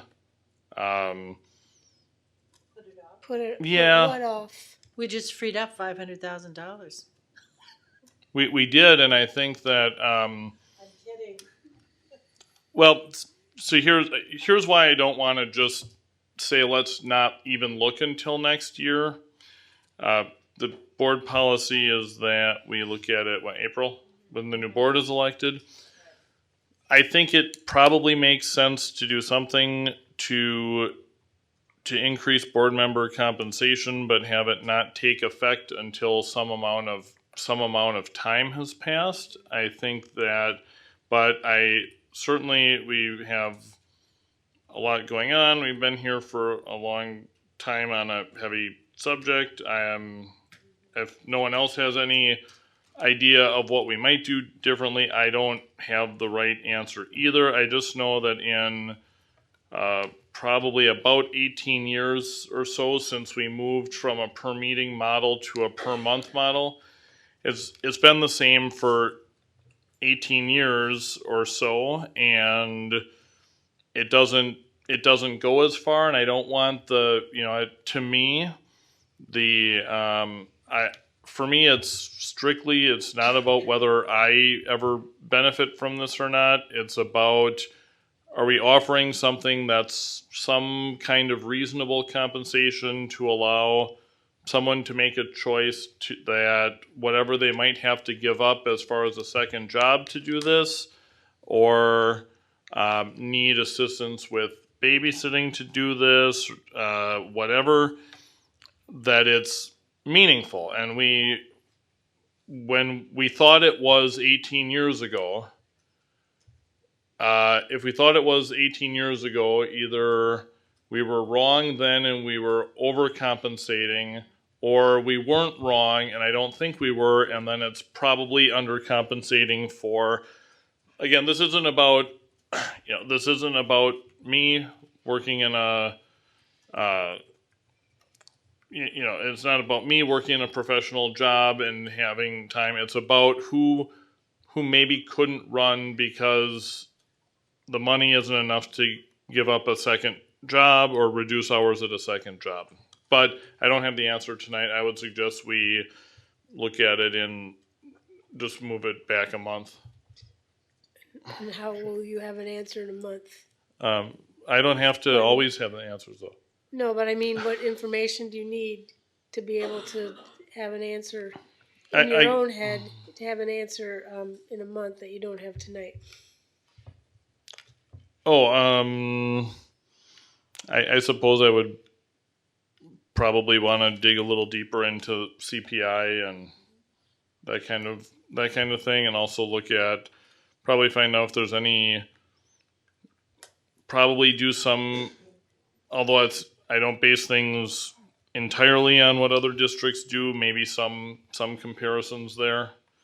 But we do have more, if you look at we have 7 people representing 150,000. The city council has 12 people representing 120, yes, more topics, but the county board has 26 people representing 250,000. So we don't have districts, so each of us has 150,000 constituents, and that's, takes some time. So, Kristina? Thanks, Andrew. I agree. I think, one, the fact that Rhonda's not here, and this directly impacts her as well. I feel like she would definitely need to be here for that conversation. But I agree. I think maybe if collectively we could pull together some of those data points, like you said, looking at other local governing boards, what other school districts do. I know I started looking at some of that. But the fact that it hasn't been updated in 18 years gives you pause to really think about, how does this impact who's able to represent our community, right? Because there are potential and probable impacts on damaging the diversity and inclusion of voices who could sit here.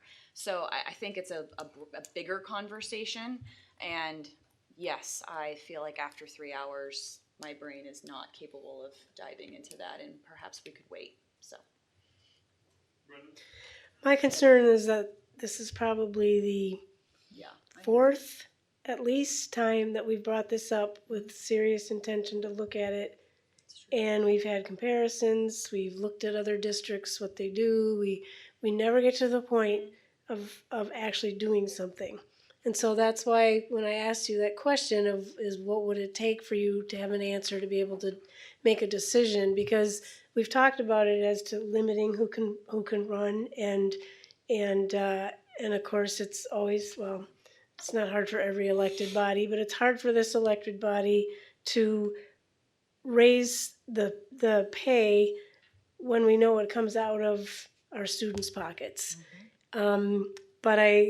So I would just, I guess I'm personally not interested in having this conversation again and us saying, oh, we better not do anything, we'll just keep it the way it is. So we can bring the comparables. They're not really very helpful because you have districts that pay their board members nothing. And then everything in between that and what we make, and then there's board members that are paid more than we are. And so I feel like we need to do something. And so I would ask you to consider what it will take to finally do that. Because otherwise we'll be sitting here 10 more years still making the same amount we made then. It will be 28 years ago. So so if there are other things that you need besides comparables, we can put it back on our agenda for next month. Let me know and I can gather that. About comparables across districts of similar size around the country. Oh, okay. Yeah, and I don't think any information is going to help us because what has prevented us from doing this is the fear of taking money out of people's pockets and the fear of being criticized for giving ourselves a pay raise. I don't know that the comparables are going to help us make that decision. So it's just something to think about for next month, and we'll put it back on the agenda. Laura? I wonder if maybe an option then is to have, if we're going to have it, if we're going to do something, like really do something, we put some kind of structure in place so there's some kind of automatic, periodic increase so that we know it's coming. It won't matter who's on this board. We could all be gone, or we could some still be here, but that it is there's some kind of mechanism that where it happens automatically we can talk about how often, and it'll take that personal aspect out of it and just make it part of how we do business. Yeah, and we just have to make a decision to do something, I think is. Yeah, I mean, and that might be a bigger discussion. I mean, there's endless possibilities then, but that way future boards will be relieved of this kind of thing, and it will be more impersonal, frankly. Yeah. It's a good idea. Yeah, it could even be, potentially indexed to something. It could be a certain proportion of, so, okay, so next month, and then we'll do something. Okay. Eric? Oh, sorry. It wasn't my turn. Go ahead, Eric. Just on that topic, I mean, if you do pass something and say that maybe it doesn't take effect for 3 years, so that every single person would have to go through an election again before that takes place, so no one could accuse us of giving ourselves pay raises. We're doing some, so just something we can talk about more next month. Is this something that can even be put on the superintendent's report for our next meeting rather than waiting another month, and that we can just? Or we could just leave it on operational support for next month, and someone could make a motion. For this month. I mean, if there's nothing gained by waiting another month, I don't have a strong. Yeah. Right. Laura? Maybe our money people can give us some guidance or have some ideas of how this could happen. Yeah, and I would love to hear anything you have to suggest. Oh, they do, and they've just been sitting here watching us. If you could do it in Spanish. I raised your microphones. No. You're talking without your microphone. I know, I bet. No, I said I raised my hand because we actually talked this morning about what other districts have done in terms of just what you're talking about, some consistent ways to do this, so every time it comes up, people are put in positions that maybe they're not comfortable with. So I know that we talked about it earlier today. because we knew it was on, we always discuss the agenda on Monday, so they can bring back some ideas. But they could just bring them back in writing, so you don't have to sit here through another long meeting. Well, yeah, Yeah. we'll share it out. Okay, and looks like probably no public comment on any of these, so human resource discussion items and public comments. We have none on the agenda. So we have, last thing then we would have would be any topics for future agendas. Anyone? All right, then that concludes organizational support. Move to adjourn. Second. All in favor? Aye. Opposed?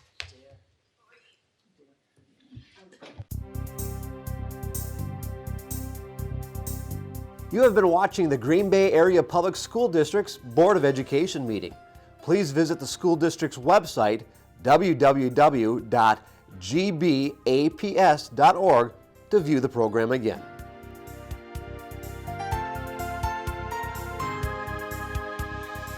If you cannot fully access the information on this video, please let us know the accessibility issue you are having by calling 920-448-2025 or by email at communications@gbaps.org.